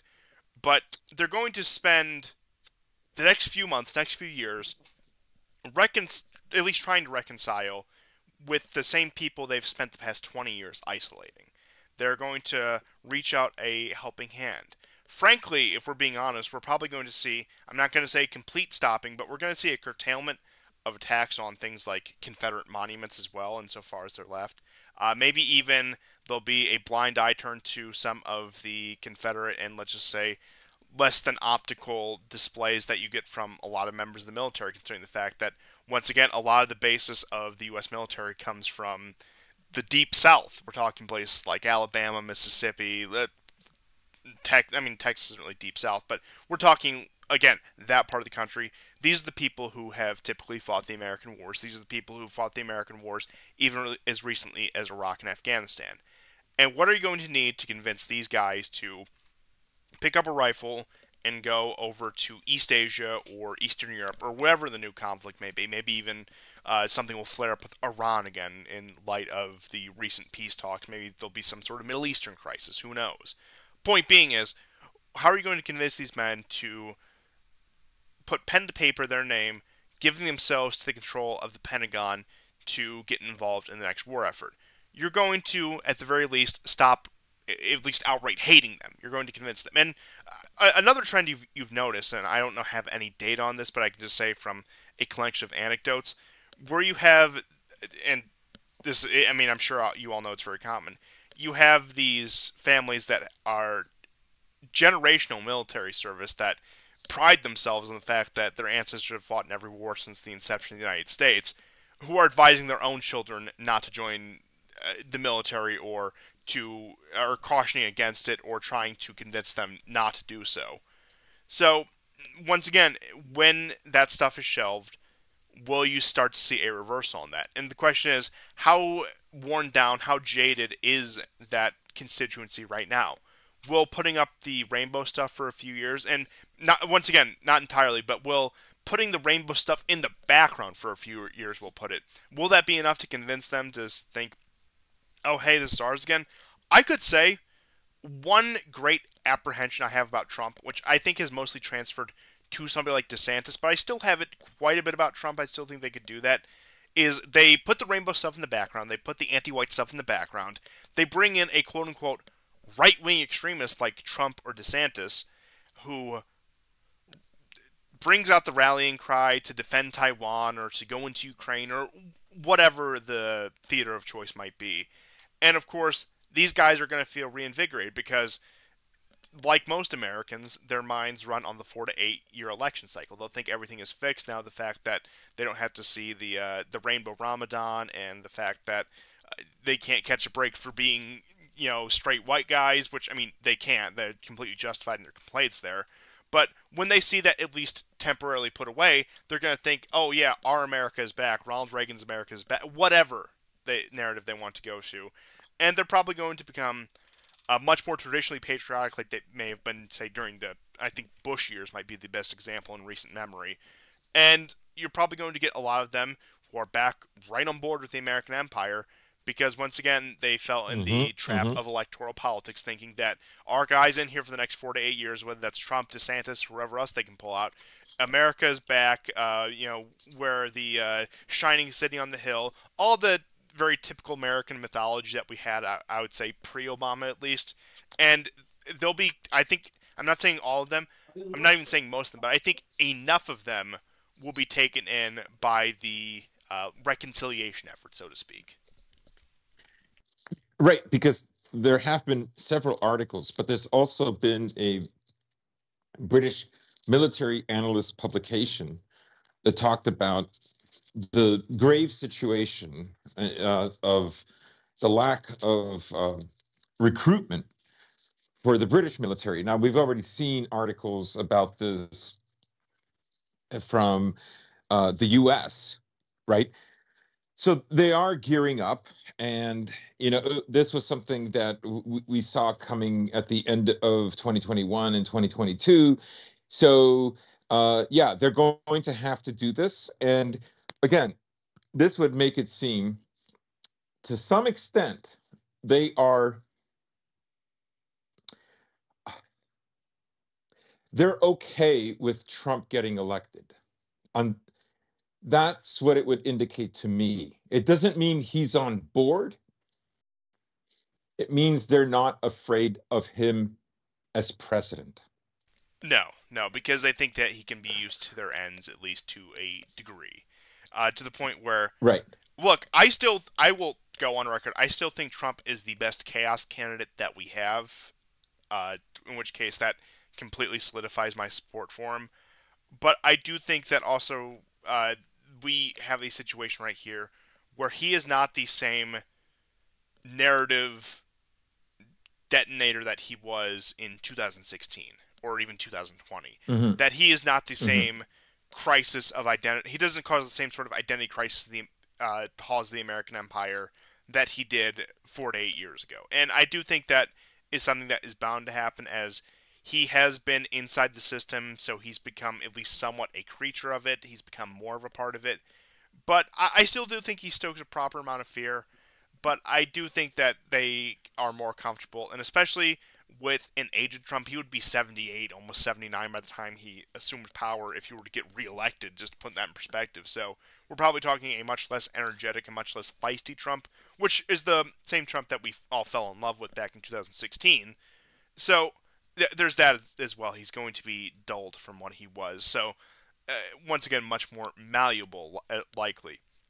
And while I do have that apprehension about Trump, I really think they're going to try to, at least this faction who think that this stuff can be put in the background, this stuff can be temporarily suspended in order to accomplish our greater goals.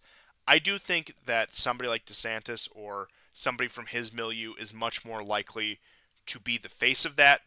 And once again, maybe we'll get some sort of beautiful reconciliation where Trump and DeSantis shake hands, they're running mates, all that fun stuff. I could very easily see a situation playing out like that. Despite, I mean, hell, look at the 2016 primaries. Most of the people that Trump just completely demolished became great political allies once he came into office. I mean, pretty much the entire, almost, I should say, almost the entire debate stage that he completely went up against and won in 2016 ended up becoming very fond of him and viewing him as a great political ally. So, I mean, it's not unheard of that we're going to see some sort of Trump DeSantis reconciliation. And of course, if he's right there waiting in the wings with an aged Trump, I mean, there's the possibility Trump croaks in the White House. There's the possibility that he steps down to the old age, or there's the possibility that he serves out his next term and that once again somebody like DeSantis, or once again using just DeSantis as a stand-in for the kind of American right winger you know what I'm talking about, using Mm-hmm. him as once again just the generic uh, populist ink, right? Let's put it that way. He's going to be waiting in the wings to assume that position where could probably very easily win the next election after Trump is barred by term limits, and boom, you have it right there. And I think that speaking purely pragmatically, if the American empire wants any degree of longevity, these are the kind of plays that they're going to have to make. I'm not going to say it's going to be a guaranteed success, but it's the best chance of success that they have with the options available to them, especially when the other option is Joe Biden and Kamala Harris. Right. And you are seeing an effort for the last 2 years by some in Washington that are trying to get rid of Biden. You know, you had all those FBI documents, all kinds of classified documents. Somehow, remember, every week they would find another batch and another batch. This is how you know it's all BS. But another batch in his garage where he kept his Corvette, right? It was a ridiculous story. But now, some of the allegations are more serious and they involve Hunter Biden because now they're saying all those um, um, e-documents are real. It's not Russian propaganda. Um, Trump's not behind it. They are showing that Biden, when he was vice president, was corrupt. Pay to play. He received $5 million from Ukraine at one point. I mean, we all know this, right? But there is some faction, and I don't believe it's Republican, that wants to remove him, that doesn't want him running a second term. That doesn't necessarily mean they don't want a Democrat in power. It just means that they don't want him in power. Um, Oh no, especially with I think I can't remember. He was at some military function. I think he was at the graduating class of one of the military academies. Falls over yeah. again. This is, even if you want to assume that Biden is a great president, whatever. Clearly, his age is catching up to him, and that is not a good look. That's not somebody they want, and they want a newer, a fresher face. Maybe they'll dig up somebody like a Gavin Newsom or once again, I think funny enough, also to go along with this, that the Democrats are also going to have to find a normal white guy to run, just which I think is the funniest thing in the world because that's the most electable when you get down to the American public, and especially with I would say the very controlled response to quote unquote wokeism that we've seen. I would say just within the past few months, where it's suddenly becoming acceptable to have mild criticisms of it, whereas before these things would have gotten your business broken into and burned down, say in 2020. Hmm, hmm. Yeah. If they really want Trump, then that has to mean they're shifting to China. Oh, That's my absolutely, bet. absolutely. That's yeah, I would say That would be Republicans the easiest narrative. Republicans in That would be general, the easiest. especially Trump. Yes, yes, that would be the easiest, narratively speaking. That would be the easiest avenue to justify Trump becoming president. Is for him to go after China. I mean, they have it all set up. There's more and more articles about it's those darn Chinese with their COVID. They did this to us. Uh, that I can't help but feel like that's a narrative that they're following right now at the moment. Anything can change. Remember, we're still over a year away from the elections. We're going to get, I think, a much better picture probably at the end of 2023 in the, Well, didn't you let's say, the hear that first Chris quarter. Christie's running? Oh God. First time he's ran for anything in his life. Uh, yeah, but who could also forget Nikki Haley? Who could forget Nikki Haley? I could personally. But yeah, or I don't know. Maybe Bobby Kennedy Jr. will come to save us all. Maybe the Kennedy cultists had a point all along. Maybe I have to retract everything I've said about the Kennedy family all these years. Uh, Hmm, hmm, yeah, hmm. I don't think so. But look, not that I believe a word that comes out of his mouth, but it is pretty sad when Bobby Kennedy Jr. is one of the more reasonable ones that's running. That's technically running, but yeah, I won't get too much into the weeds of electoral politics. And like you said, about a year and a half before we even see the election.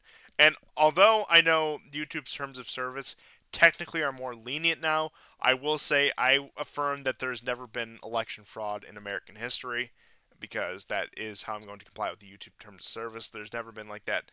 And of course, assuming that the American elections in 2024 are fair and honest, because I have no reason to doubt why they would be fair and honest. It can still be a lengthy process to count all the votes, as we've learned from the past couple election cycles. So it will be interesting to see the dynamics in which things play out and how long it takes to count the completely legitimate votes. Don't get me wrong, and just the political climate of say fall of 2024, and what we're really going to be looking at with all of that taken into consideration. Yeah. Yeah. I again, I find it's going to. I hate to return to the point, but I think it will be harder to sell to Trump supporters that Trump is going to go whole hog on Ukraine rather than China. Because, like,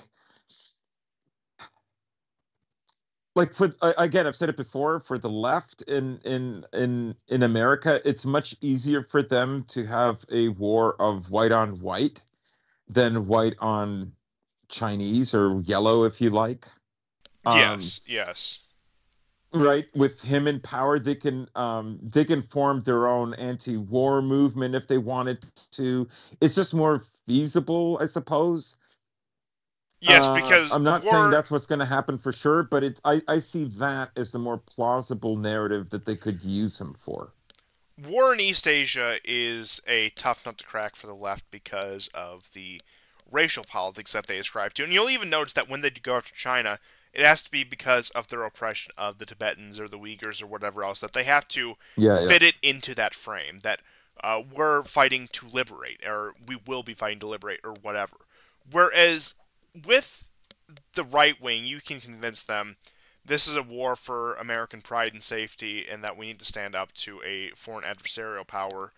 And even just on an instinctual level, it is uh, less stomach churning to think of a war in East Asia than it is on the European continent, where, of course, the left, also infatuated with the World War II mythology, thinks that fighting the next fascist and inter-European violence, that doesn't bother them as much, because once again, ascribing to their racial politics and the narratives that they have constructed around those. So yeah, you bring up a good point in that if Trump is allowed in and if Trump is embraced, then we're going to see a sharp pivot to probably China, Taiwan, and the situation there.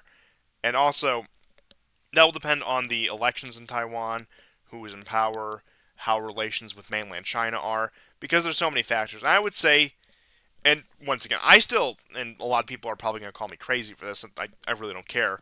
I still maintain that what is likely for Taiwan is a political solution where there is some sort of negotiated reintegration of Taiwan in the mainland. However, I will say they will, that being they being the American Empire, will probably agitate for war more and more as a diplomatic and political solution is being reached by mainland China and Taiwan. And if we're going to see a conflict, it probably is going to be on the eve of a treaty, or any sort of agreement, I should say.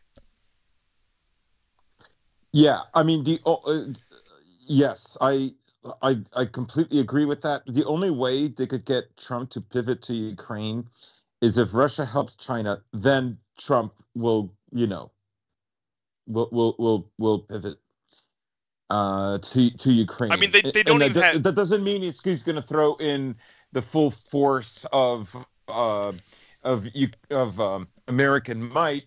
It means he's going to get, tell the Poland, the Baltic nations, Germany, whatever groups, Romanians for sure, to go help in Ukraine Well, with I'm some glad. Americanists. The British definitely would go in. Yeah, I'm glad you brought that up, because actually, when Tucker Carlson fielded that questions to the declared Republican candidates, you have to remember, as part of Trump's response when it came to the question of Ukraine, he outright said Europe needs to bankroll this war, not us.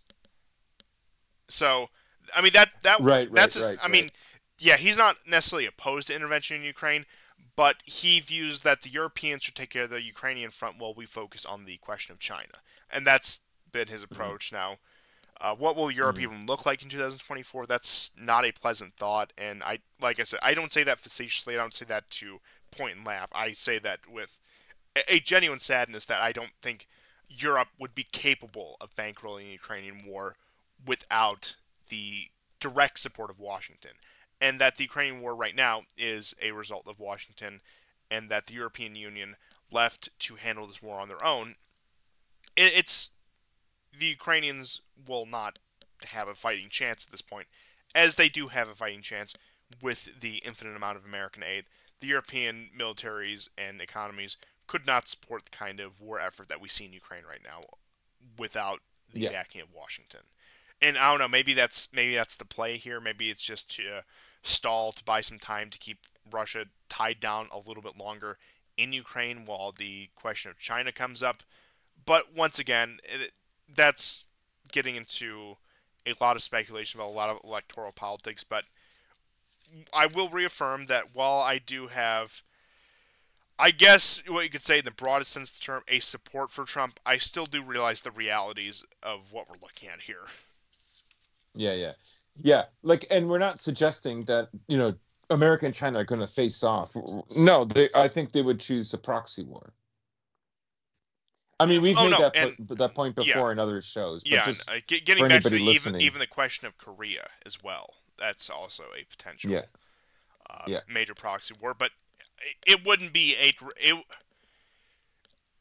a lot of a lot of events would have to be set in motion in order for direct confrontation between the U.S. and China to become a question. Yeah. I don't even think it's a question at this point, despite some things that come out Because of the Pentagon.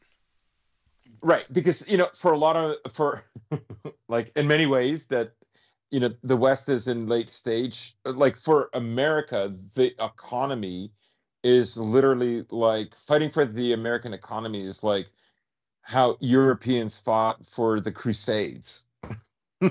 So, like they get really perturbed. They really don't like the idea that they're not going to be number one. That really scares them, or angers them, or what have you. Right? And once again, while No their own one, no standard one of dare challenge the hegemony, right? Because it's not a big distance from Trump saying America first, right? We're going to have to bring China down to size. You can imagine the narrative. You can imagine his talking points, right? Because COVID, um, you can see that, right? And there will be a lot of right wingers who will gladly accept that, and then will look at negatively at Russia for siding with China, right? So it does kill two birds with one stone in that sense, right? Like I say, it's at the moment again, we are more than a year away, but it does seem like a distinct possibility. and one thing I want to say before we get into some of the news about Kosovo and the Balkans is that China is, I think a lot of people need to realize, is a very tough nut to crack. And even going back to Trump's unstated policy that Europe needs to pick up the slack and support Ukraine while we handle the question of China, is that you need to realize the scale of economic relations between China and Europe. Economic relations that have been Hmm. largely unaffected by the, what, 11 sanctions packages that have been passed so far. Yeah, they're And working on the 11th now. yeah, and we've talked about this at great length in previous episodes before, that Europe, when cut off from the Chinese economy, when there is an economic divorce between the two, Europe is going to completely implode. There's going to be no economic future for the continent at that point. Hmm. And Hmm. if we're going to talk about, and we're speaking once again purely hypothetically, if we're going to talk about this potential two-front war, where you have the U.S. and affiliated proxies confronting China while the Europeans handle the question of Ukraine, it's going to be, once again, what economic future is there for Europe? The Americans can't bankroll them forever. They can't infinitely crank out Marshall Plans, especially given the state of the American economy, to keep the European economies on life support. And when they're cut off from China, which has become one of the largest trading partners of the European Union, there's there's nothing left, and Hmm. it's Hmm. it's a complete economic, and which would probably follow, social implosion of the continent at that point. In which case you have completely demolished what you claim to be your most faithful allies, whether that be the UK, France, Germany, even with these countries like Poland and the Baltic states, who you claim are steadfast, also benefit from the European Union's economic relationship with China. Not to mention their own states' economic relationship with China. Keep in mind, China has invested billions into Eastern Europe in particular since the fall of the Soviet Union. They have been, Yeah. which I mean, you gotta love it.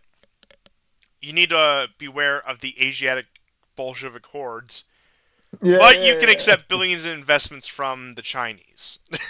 Yeah. So I mean, Putin should do a speech like, "If you get rid of me, you really are going to get the hordes," just the way Gaddafi did. yeah, yeah, that was what brought Putin needs his Gaddafi speech. That like, Yeah. if you really are afraid of the hordes coming from the east, the only thing that stands between them and Europe is the Russian Federation. Frankly, Yeah, I mean, I could see, for instance, putting pressure on China would be a way for the Americans to force China to force Russia to stop the war in Ukraine, right? Um, it could be like a probe Oh, in a sense, a absolutely. probing attack, just to see if they can get any kind of leverage that way. They don't have a lot of time, but I do think they want a protracted war, and they definitely have another year or two. So we shall see. And I will say once again, in any scenario that isn't a genuine peace that sees reconciliation of Europe and Russia, Europe is completely screwed. And pretty much every viable scenario that we can look at in the next 5 to 10 years, Europe is completely screwed. There's no future for the continent. And I don't know how Yeah. many different ways I can say this. And look, frankly, as somebody who, let's just say, um, has very recent ancestry from Europe, and I mean, especially speaking to you as somebody born in the Balkans yourself, one of those immigrants who is out to steal my job. I know that for a fact, and that's why I'm on the program number one. But once again, I say this as somebody who actually has a great deal of respect and admiration for, I would say, most of Europe. That it the continent's relevance is coming very quickly to an unceremonious end, and that I know the term gets thrown around a lot and it gets misused a lot, especially in the context. I mean, the continent's going to enter into a dark age. I don't know what other way to put it. There's no earthly hope I see for Europe in the next in through the rest of the century, if I'm being honest. That's Which where they're going to have the most amount of 15-minute cities. oh I yeah, mean, it's that's that's part of like that's part of a much larger plan of why they want gas to be very expensive in Europe. Um, and why they want to destroy local farmers. They're going to streamline it, and they're going to make you having your own gas powered car very, very unaffordable.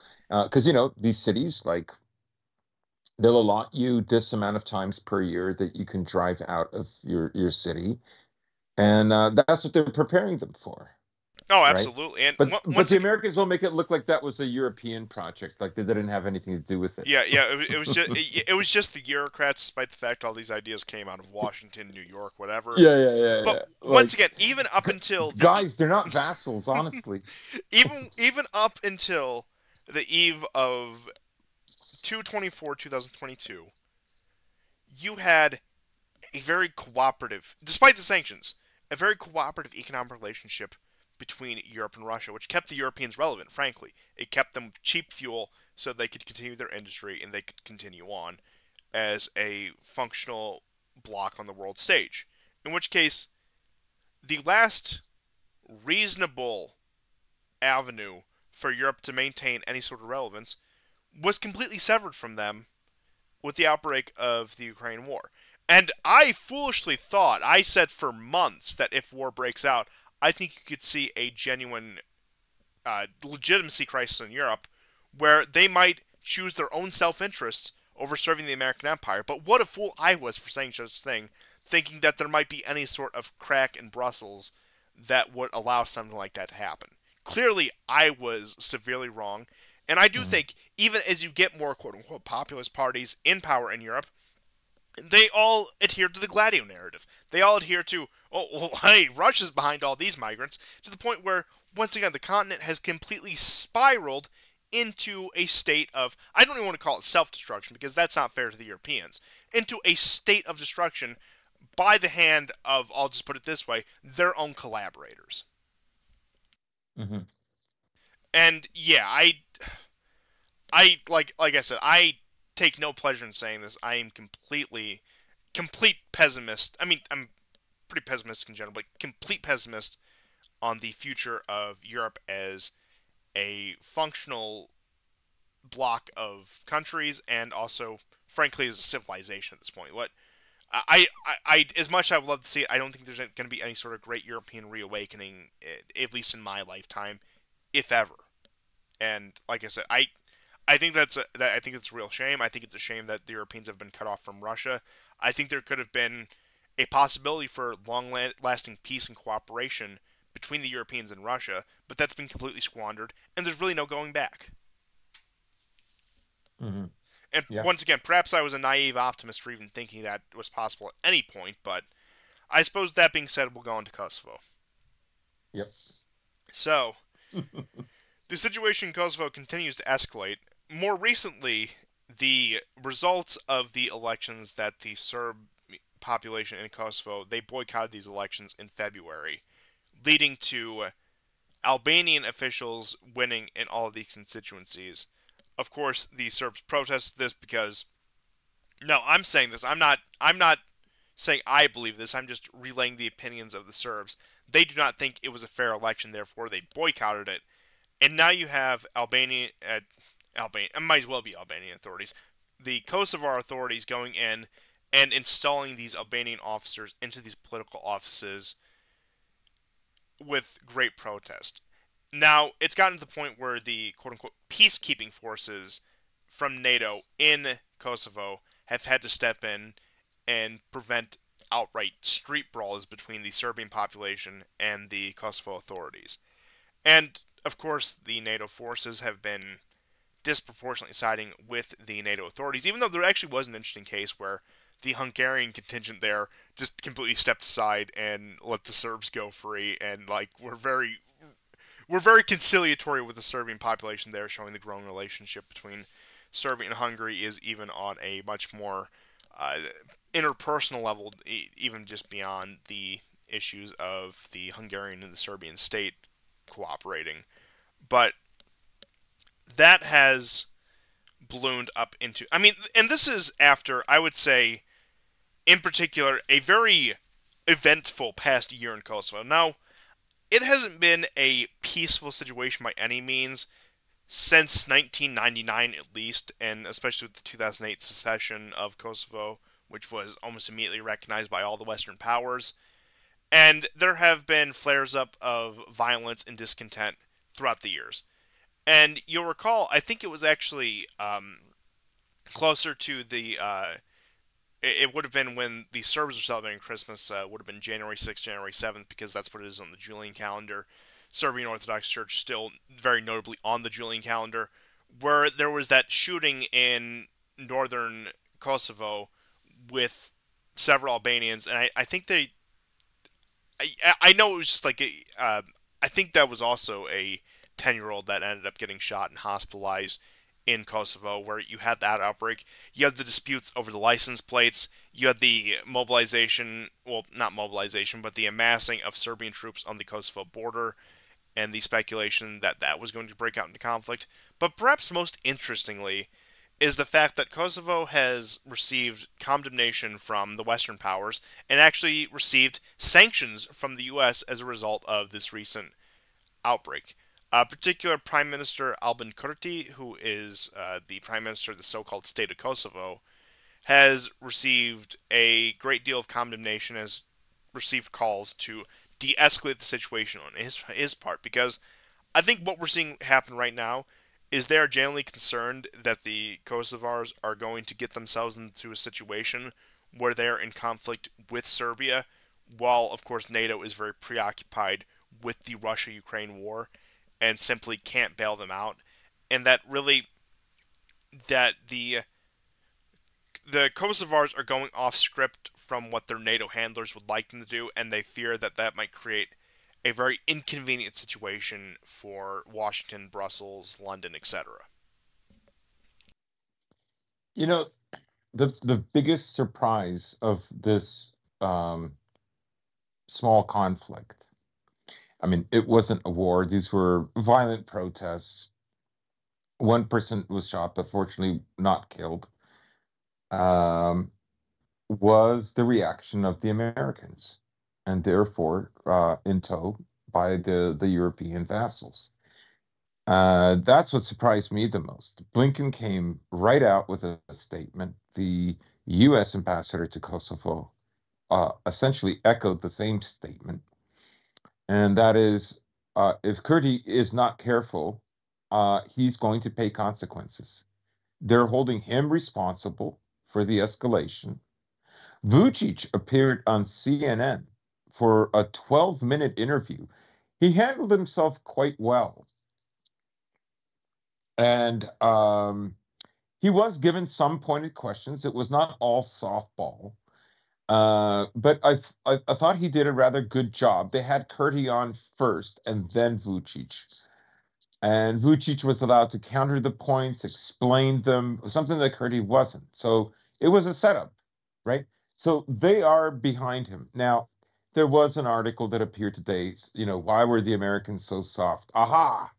Because the Serbians are giving arms to Ukraine. Well, Vucic months ago already said that if we're manufacturing them and they happen to end up in Ukraine, I mean, what kind of a country are we? What more? I mean, what can we do? Like, he's basically saying it's out of our That hands. once it's out of Serbia, he has no control over it.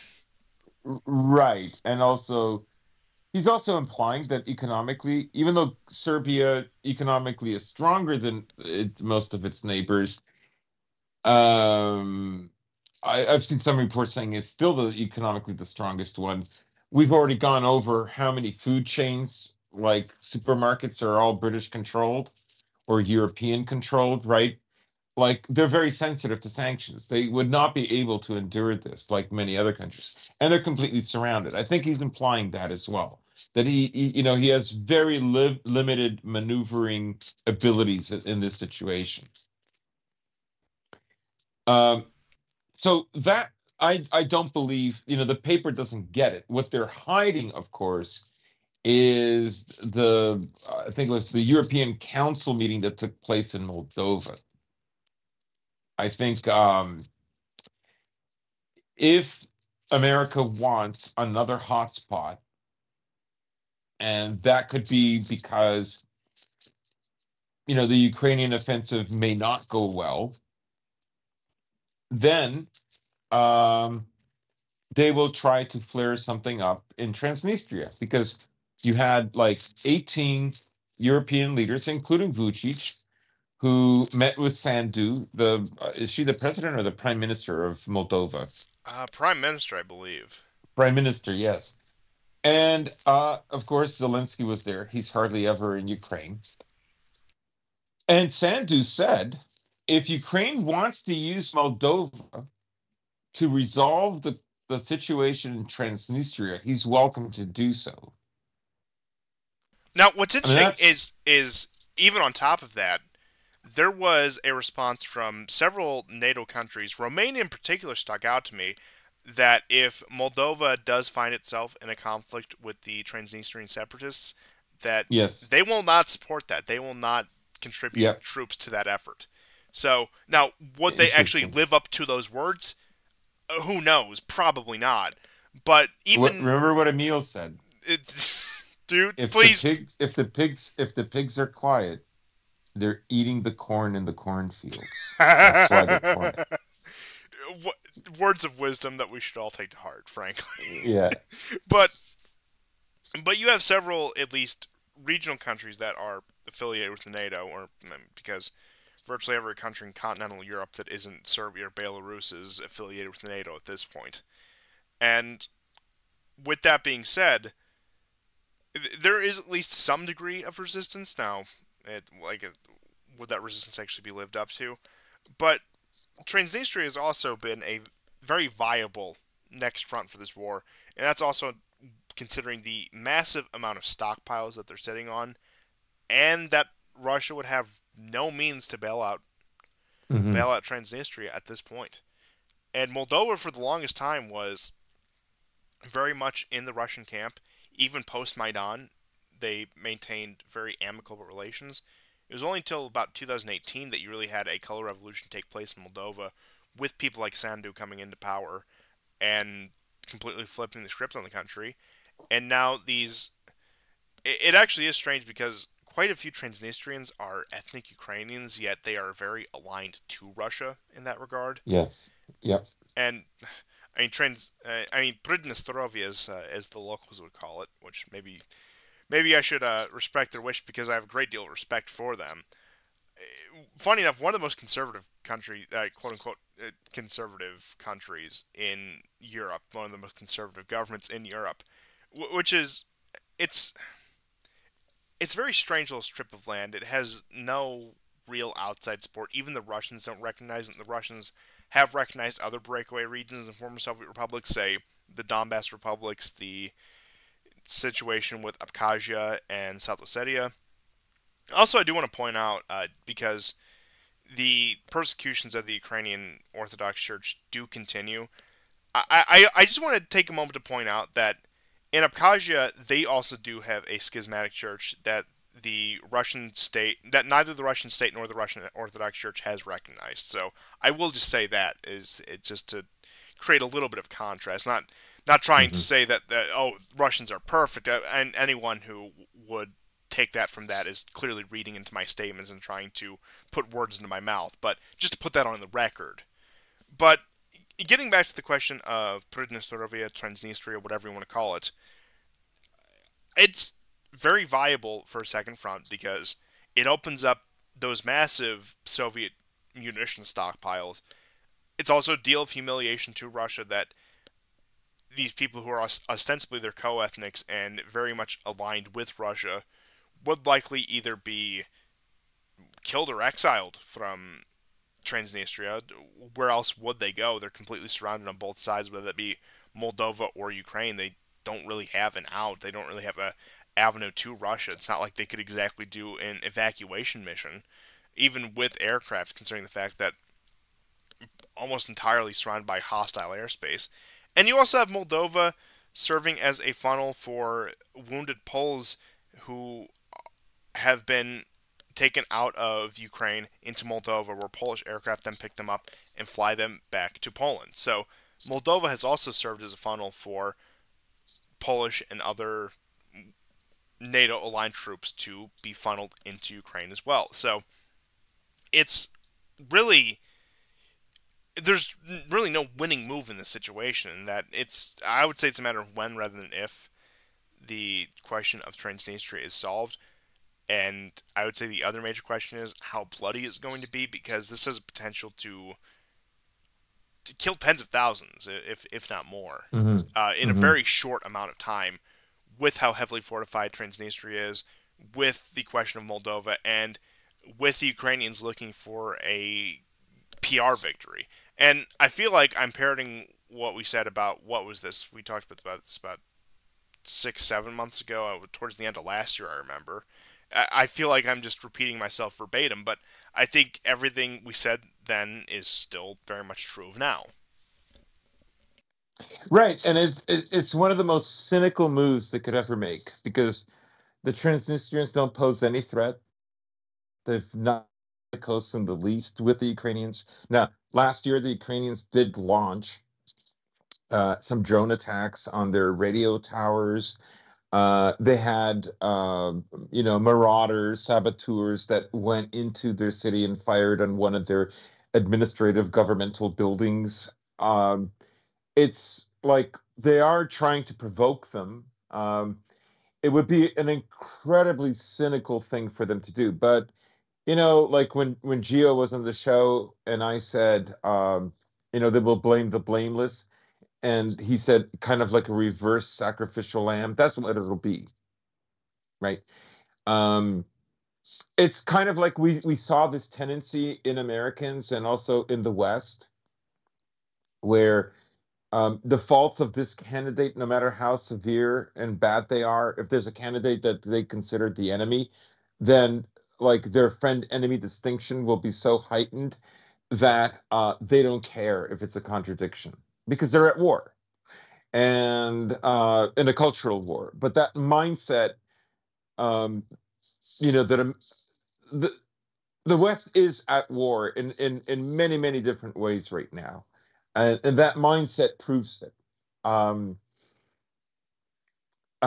maybe just to slightly circle back to what we were talking about, the tapping down on the gay, sorry, on the woke, same diff. Part of it is like, they say, they Well, they imply that they want to regain some legitimacy and trust. But I don't think so. I think it's more cynical and manipulative than that. And look, they're not going to change any laws. I strongly doubt that. Like, if you think they're going to get rid of gay marriage or gay adoption, you're kidding yourself. That's not going to happen, right? It just won't be in your face, which is kind of like where everybody already is.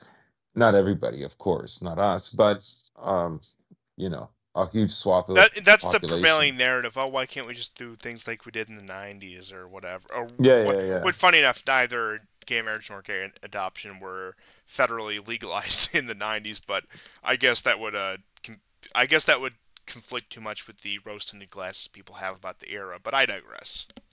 Yeah. So attacking Transnistria would be, honestly, it would be extremely cynical, right?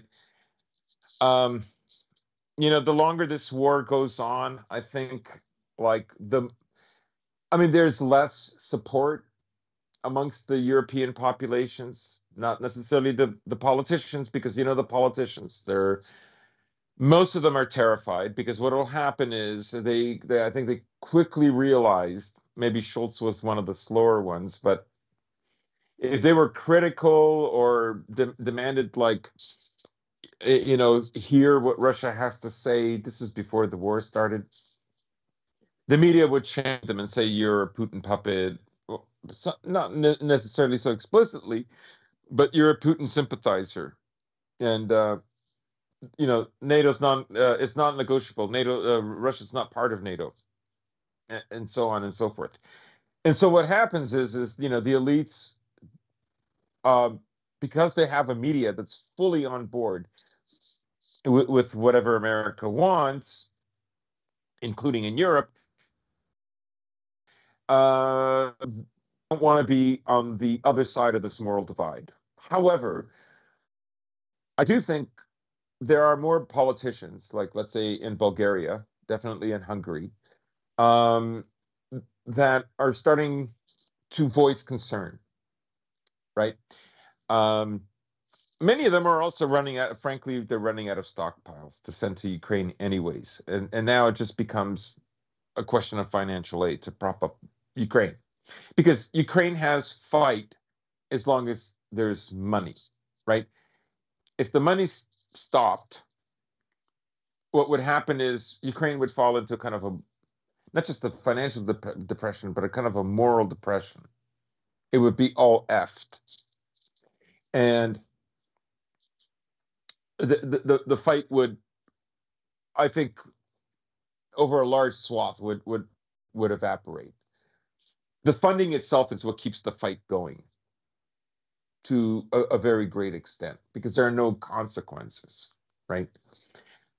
So, I hope Ukraine doesn't do this. Ukraine has made this threat before, but it's not impossible because I think this is a very desperate country right now. And again, it knows that it will not be judged for anything. The precedent was set at the beginning of this war that Russians are subhuman. It was implicit. And that even Russian culture cannot be respected. Even pre-communist Russian culture cannot be respected. And that, Oh, de-Russification must go so deep that Ukraine itself must de-Russify and denounce figures that it once claimed as its own because they're too Russian. yes, yes. I mean, So, that's the level of absurdity we've reached now. Perhaps some would say I'm exaggerating a bit. No, you can look at a lot of the renames that have happened in Ukraine at this point. But anything having to do with Russia has become completely taboo in the West. And even during the Soviet era, a large part of what they would play is they would play up to the Russian dissident, saying, "Oh, we want to free your country from whatever the narrative might be at the time." But at this point, it's just become a complete denouncement of. I mean, a lot of people like to talk about the dehumanization of the Chinese in light of COVID or whatever else. But anything and everything said about the Chinese from 2020 onward completely compels in comparison with the reaction to Russians after the invasion of Ukraine. It has become a topic that you cannot touch Yeah. at all. Uh, they've declared once again pretty much the entire ethnicity is just genetically the enemy, and there's Hmm. just nothing that they can do. There's nothing a Russian can do to be redeemed in the eyes of the West, and so on and so forth. Yeah, that's more implicit, and the more explicit statements are Putin's Russia, Putin's Russia. Get rid of Putin, and then we'll balkanize Russia. um, we'll free Russia, free oil, free minerals. So yeah, I think that's why basically they don't want anything to happen. Like I think the U.S., who basically determines the life of Europe and therefore the EU, is looking at Serbia like, if we engage in another war with Serbia, even if Serbia loses, they're never going to go on board, and we're gonna lose the plot. However, if we attack Transnistria, or we get Ukraine to do it, probably with the help of the British and some other special forces, then you know, I mean, not that Ukraine doesn't have special forces. They used these special forces even in their incursions into Belgorod. Um, but you know where I'm getting at, right? Like that's why basically they called this off. I think, you know, Kurti is a guy that he might think that American power is infinite, or he might be thinking that American power is becoming more limited, and this is his chance. If he doesn't do it now, he's not going to get a chance to do it. And now I think he knows that there's no chance for him, and that there's a much bigger picture at play. Oh, absolutely, and I would say it's probably the latter, that he knows the time America can really exercise the kind of power it does now is very quickly coming to a close. So the drastic moves have to be made much sooner rather than later, and that this is something that he needs to wrap up if he wants to see the future at least go in his direction for the next 5 to 10 years, and for the rest of his political career, let's just say. And with that being said, I think you've brought up some great points with the Transnistria and Kosovo in particular, particularly in Transnistria. But I will say, I think we should move on to this so-called whistleblower story. Yes, Just to round out the show, because we're about the sure. 2.5 hour mark, so I think this would be a good closing topic. Yeah. So after let's go all the way back to the initial balloon incident. So back in February of Yeah. 2023 of this year, there I was love the whole the balloon thing. balloon that was allegedly shot down. It was claimed to be a Chinese balloon. After that, then there were several other unidentified aircraft that appeared in American skies. They scrambled the jets. They shot most of them down. One of the F-16 missiles missed on one of them, so that was a great show of force. And of course, as it goes on, the ideas about UFOs and extraterrestrial life came up. I mean, mind you, most of the ones that were shot down in February quite literally fit the definition of a balloon, despite the fact they did not use the word balloon. And now there was an incident on Sunday in Washington, over Washington D.C. airspace, where there were jets scrambled and there was a large explosion heard. And now you have a so-called whistleblower coming out from the Pentagon saying that UFOs and extraterrestrials, we have the evidence of them right here. We have the leaked files. And I will preface this by saying I do not believe this for a myriad of reasons. Now, I'll just start by saying this. I am 99% convinced that most of what we understand about UFOs and quote unquote aliens is just some variation of the demonic. Now, I'm not going to sit here and give lengthy arguments to convince you of that, so I'll go with something, let's just say, much more immediate, something that I think would be much more convincing. But the main reason I do not believe in any of this, aside from the demonic, but just to speak to the general public, is that a couple things. Going back to the Snowden files, he himself said that in all of this, from what he found, CIA, NSA, pretty much all of the glow in the dark intelligence databases you could have wanted, everything he leaked. He said, no, I found no evidence of it. Now, that doesn't necessarily mean that there is that, but that just means there's no evidence on record of that. And you figure that if anyone were going to have it, it would be the kind of information that, once again, he had a very high security clearance. Number two, when it comes to the whistleblower in particular, whistleblowers typically are not given such a large platform and are freed of any consequences. Once again, there's a reason why Snowden is living in exile in Russia and Assange is wasting away in a prison. And this, I don't even remember his name, but this so called whistleblower who has come out regarding the UFO files is given a national platform. He's not at all being attempted to be censured or targeted by the American state, which once again makes it very suspicious. If he's saying anything of value, why is he being allowed to push this on top of this? Now, am I going to claim that this is a great distraction from something else? No, not necessarily. Is it possibly? I'm not going to discount that possibility, certainly not. But I'm not going to pretend like that these things are carefully orchestrated to distract one thing from another. These narratives come up, they ebb and flow. But I do think what we're looking at right here, and you can get into some of the Project Bluebeam stuff. I would love to get into some of the Project Bluebeam stuff, but I won't do it on this episode in particular. Maybe we'll do a stream dedicated to that one day because I feel like that's a very interesting topic. But ultimately, what we have here is we need to trust the word of Pentagon bureaucrats that they are dealing with. Let's just be clear about what a UFO is: an unidentified flying object. That doesn't necessarily mean it's extraterrestrial. That doesn't necessarily mean it's otherworldly. It's just quite literally in the name a flying object that cannot be identified, which that could fit the description of a lot of things. Is it U.S. military sites that they have to cover up for? Is it foreign military objects, perhaps from China, that they have to cover up for? Look, possibly. I'm not going to say one way or another. But ultimately, what this really comes down to is, look, the American public loves these kind of tabloid stories because that's exactly what this is. This is a tabloid story.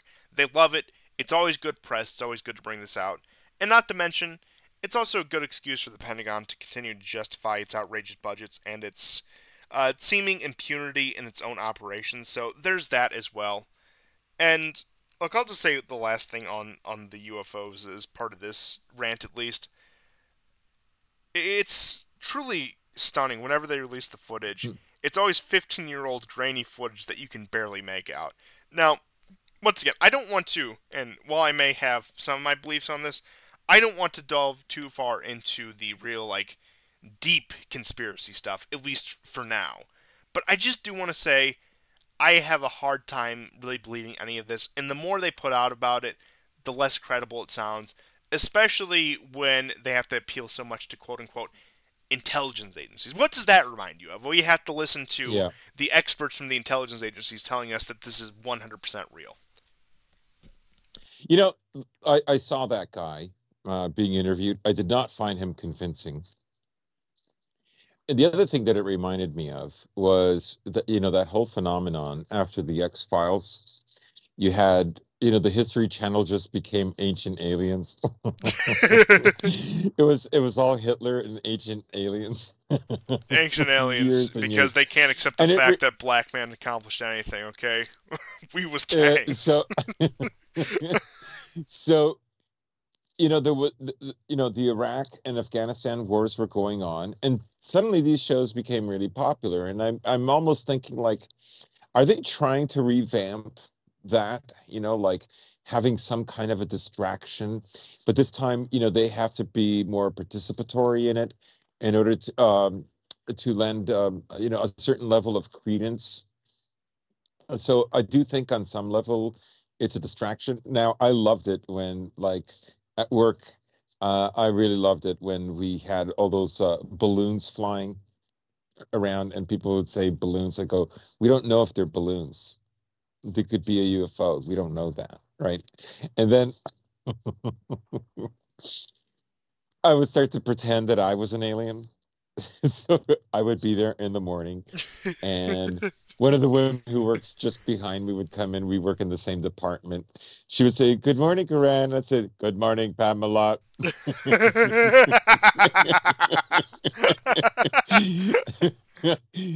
there's another girl who started working there from Brazil, and she goes, "My cat is finally in Canada now. Like it took 2 weeks, but we got her here." And like she shows me a picture of her cat who's like, I don't know, stuck in some kind of a tube, and she's scared, right? And she's like she has a really mean face, right? And I go, "Oh my God, she is gorgeous." An alien would find that gorgeous. I had a ball. Now, I will say this. I have a relative and one of my best friends who saw some kind of an object. And I know they're not BSing me. I don't know what to think of them. Uh, Now with you, like, yes, I think there is a spiritual dimension to this, and it's not that they're from another galaxy, right? Um, but I think, like, in terms of like social containment, I just find it curious that it seems for the last 2, 3, maybe 4 years, like the US military and intelligence is really interested in, like, they really want you to believe in aliens. Like, there's a lot of effort, and it's kind of funny because, like, in a sense that that period moved, it passed. People don't care whether they believe it or not, whether they believe these are, little green men or not. They don't really care. Um, but it is trying to foster a kind of a pastime, and it's definitely a white pastime. Just like, I mean, even more racist is the pastime of trying to track Bigfoot. Truly the least compelling of all the cryptids, but I digress. That's another joke I do at work where I pretend I'm not kidding, where I pretend like I'm really into Bigfoot. Uh, you know, Hey, can you do me a Pam. favor and get me a job where I can just act like a total schizophrenic? I need that in my life. They actually love it, right? And so, like, Pam, does your husband like camping? Yes, he does. I go, does he like Bigfoot? Does he believe in Bigfoot? And I showed her like a map of hotspots where Bigfoot has been sighted in Ontario. So I do have like I find all of that stuff kind of funny, culturally very funny. I know I mean, this is partly a comedy show, but I think the best one ever. I was watching a stream on Bigfoot, and this guy is describing he had divorced his wife had either died or he had gone through a divorce. You have to forgive me. This was over at least a year or more. I think 2 years ago, and he describes sitting down and then feeling these two arms pressed down against him. It was a Bigfoot, of course. He escaped though. And I'm looking at the chat, and I see an AVI with like the Star of David, and then I've never been able to find this channel. And the name of his channel is Jewish Sasquatch. It was, it was the craziest thing I mean, I've ever real. seen. The comedy writes itself. I've tried different combinations, like Israeli Bigfoot, Jewish Sasquatch, Hebrew Sasquatch. Like, I can't find but it was hilarious. So, yeah, I mean, I don't find them like, I don't know, like, a lot of these like ancient aliens would do these studies of, like, let's say uh, um, an early Renaissance painting, right? And they say, oh, if you look over here, behind this Madonna. You can see that there's a spaceship. But when you really, really zoom in, it's actually there are all these letters making a circle, and it's text from the Bible. Another one is this Serbian monastery. Look, well, they personified the sun and the moon, and that's what that is. It was an artistic convention. It was part of the sign language that really had been popular for millennia, not just centuries. And so they do kind of distort, you know, Oh, I think all of this is certain. just a cover up from the big truth that the white man was created by Yakub. It could very well be, but I also think, but I do think like part of like the American liberal strain is to find a alternative to the biblical God or to redefine the biblical God. I think that's a very strong strain. Like you look at where most UFO sightings happen, like America is like it's overwhelming. Yeah, and then the It's rest of the Anglosphere included, and yeah, apparently there is a Pentagon conference on UFOs that's being attended by representatives from pretty much every Anglosphere country that is slated yeah. to happen. So it's no surprise, especially when you consider the media influence is going to be most directly on the rest of the Anglophone countries, but pretty much outside of the U.S., India, and then major urban areas in Europe, they're virtually unheard of. Yeah, I mean, we're not saying it doesn't happen in other countries, but we're just saying that like it's huge in Anglo countries. It's like overwhelming. Like you could put every country on earth and for the last 10 years their sightings and 1 year of sightings in the US, and they don't like the US is still way ahead. Yeah, there's a lot you can say about it, and I frankly I think this topic, if I want to get into my real thoughts about it, would warrant a show of its own, and it really can't be bookended on the end of this.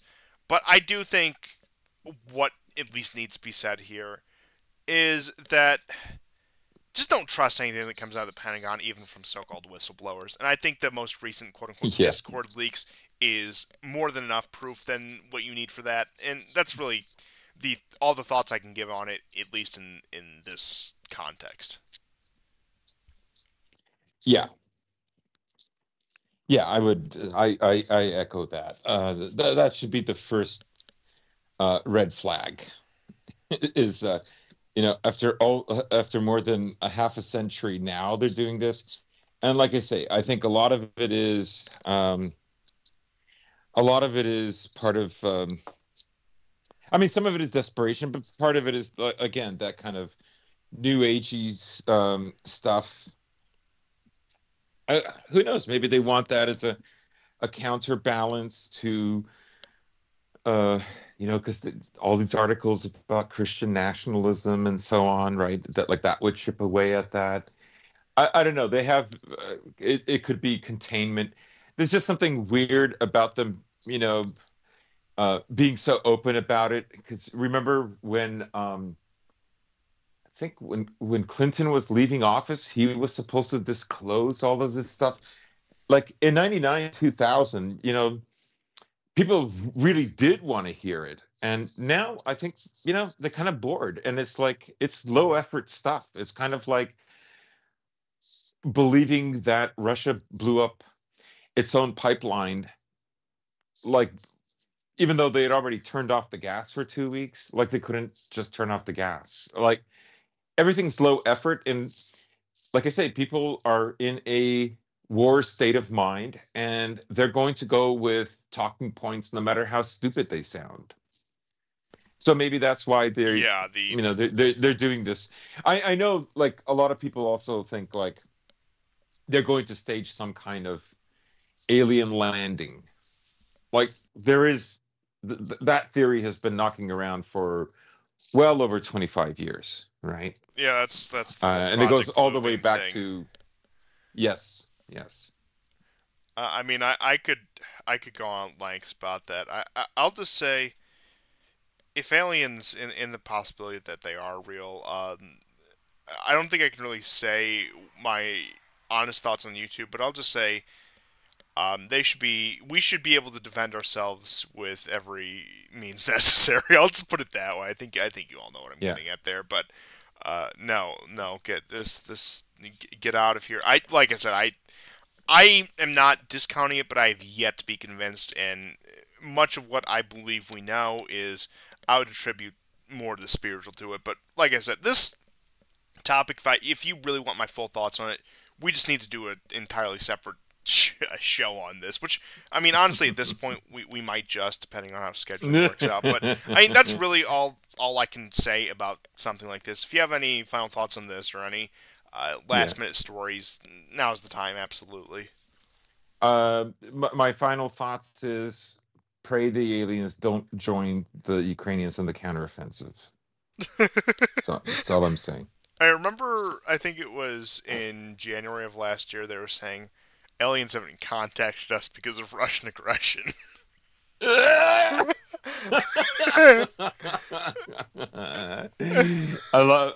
love how low effort it is, man. It's hilarious. Thank you, Putler, for defending the Earth from invaders. That's all. That's my take on it. Thank you, Putler, for the planetary defense forces. We owe you some. Could you imagine the alien narrative now, like with Trump running as the guy who founded the Space Force and everything? That would be fun. That would be really Mm, fun. mm. It's You know what? I hope the narrative gets more absurd because really we're in deep enough as it is, and there's really no way out. So we might as well have a little bit of fun with it. So Yeah. once again, that's all I had for this episode of the War Report. Thank you for bearing with us in our about I don't know our week or so of absence. I know we're a little bit delayed, and everything should be fine now. So thank you everyone Yeah. for tuning in, and good night or good evening or whatever time you may be watching this, because I know the replay. But if you're watching this on the premiere, have a nice night, good evening. If you're watching this any other time, I suppose have a nice day or afternoon, or we're getting lost in the weeds. But we'll see you guys next time. Good night and take care, guys.